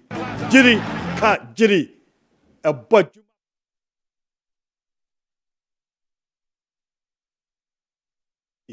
ebe yi ntini mama moja na timi akotai mu na bema na timi agina ne naso te se bema mu a na onya dua ya hebate no mu system booster de kan wode a na se ba bia wu ede amount bomodin na hwehwe no ni nyina bia kira kwa bia ton habado bia ye de dua ya ointment aba ohunam ya wo ya adwumaden fitani carpenter ni bibiara wo ye ma ohunam tutu do po anwumra dware na tibi twitwu ba bia de be kye no na ya kama ya de bia ha bia ya ntimi anka ho asam no eno enche se nya ho adwuma Tumirika Bra Power Specialist Herbal Hospital ye wo Kumasi ya won kran na ye water cry the Kumasi wo fe yase ye ni Jasper Flint Station di enhwani mu wo aputo ja kontra se kwan ne so Lake Road na ye wo Accra wo kwabenya ACP kwan so ne block factory no edi enhwani mu takra de wo Anaji Estate Customs Road ye ni single washing bay no so di enhwani mu freyen 0555 797878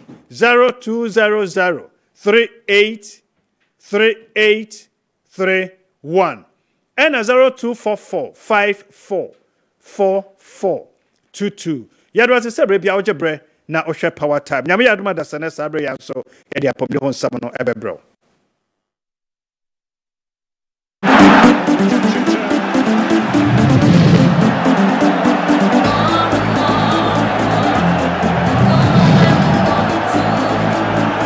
Okay, yeah, Mamuna Kwababium Emra Midfield Action Thursday edition.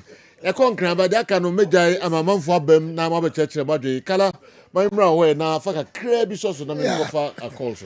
Yeah, Joe, who's another na cano, a far referee. Mama, some of us. Okay, same much time. Joe, who you moboka cra, especially a woman tend to abetamwa on your play out. Yeah. Also, attackers na is or more than bebra o ko pra obi akoye bibiro ese bibi ye na utim say truly eno kre ko we say no kranka o ye on plan ko onko anko ko enko be saba so na me kire no enti referee na mo fanya futo mo na mo hwese de sit at least so hu bibi say a wo de bo no ban kakra eye mistake a ye de be ya futo amankofo am. I just want to read into the referee's mind. At what point in time now incident we see? Oh, no, yeah, time ago go lead to later part of the game. Only do 2-0. Yeah. So the game was somehow done and that's for Kotoko. And the incident we see. Where would you wear? Do you think we be complaining and answer them? Because the incident. Do you know why the referee will not award such an incident? Yo, what you must say? Most of the times, yeah, now you know the tempo of the game, many situations, circumstances, you know, feeding into it. But when you know, yeah, there. Yes. And even while the referee no, or the 9 right need the can achieve. Left in the clear bonus or when you pa. Boy na idea. Can we it's with me press seriously pa. But yenya offense medical team no nsembia fa ho say. Kombolo minim so mo monitor program na. That's a foul. Such a special player. On the kind is unaka baller, nice ubuti ni pa yenje foul. Asako Diano. But the way I see any day, none of them. 05515999933 05514444933 calls no Patuma B lines. Hello, good afternoon. Good afternoon, Sergio. We Adomo Kase. Okay, yes you. We the better referee Kalase. So what my referee no every say. And yema oye and Kayindra. Because I know you need to pack in ano. I'm going to go for so we baby and yesterday pa na ebi a de kankan na ade ho ebi a ref no be pie no na kwaso di pa but stadium de oye ja ya bona ho ban ti e beka che referee for ne say baby akotoko keka koro so mo boa ye ne ya na wo mu di ball senchen mu a e be boa e masante kotoko akwa bibi papa e wa Africa Japa Matana, so they say that's a code anymore. Kotoko so na say have to focus so code anymore. E boy ni na me football na koso. Na mo de bia kotoko ni team kitwa bia na say team bia bo a. Na mo pese mo sisiri kotoko. Na team kitwa no e kono de. Na me ni mo ko insa ya man. Ya ni ntwa ye mo wa kotoko a. E mo obi a. De French mo obi team ko. Na abeta mo aso de ya me ni mo lukani. Ya de ye ka. They say that's a friend we play into the friend be shame. We last match yakai.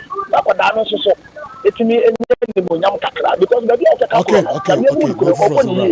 no for some okay need akon e the another video so asene me I was in a free game no kra when the free na when the free game no okay now say clumsy tackles na 2 under the same person in the referee no on sir. Hello, good afternoon. Sergio. Yes, sir, good afternoon. Sergio ni magalo. Juso. Unia kwa kosma rile mkase pe kuma tinkiaso. Ogumiti opa. Sergio, ya me mu afaso ne kase yanko poncha na ye tia no begafo ni nyina. Na olumnya fo Kennedy o Japan. Ofa program na go to opa ma metia no. Na le asante o Japan sa ke boss. Na Sergio, kotoko boss ne be bom abaso. Awon ko di omokon ya eno mo teme 3 point no. Eno na start Japan ni nyina say e se ni solo waka. Na say Batman Satam. Ni e ko pack ma bu ye ma bob e peso no. E ta sa ade na sa ba biom. Ye timi tam na bono. The jo some person born say ya African e be tinga jeje na so. Na lo ma nyina timi ko so jo mda se bye bye. Yes, you better say pa. Afi de twa to kra mra na yempeja yemu. Kofi ade wo bibi o ha birthday birthday back man fa we quickly na memra. Hello. Pass. Pato. Bon, you are go there. Emi adum bi aboko. World Cup we dem so last year. We dey ja. Director honorable Achi. We dey wasuma. And then I say you move room ya. I was tamale na me ba na me kwa. We dey honorable Achi. We dey wasuma. Seju.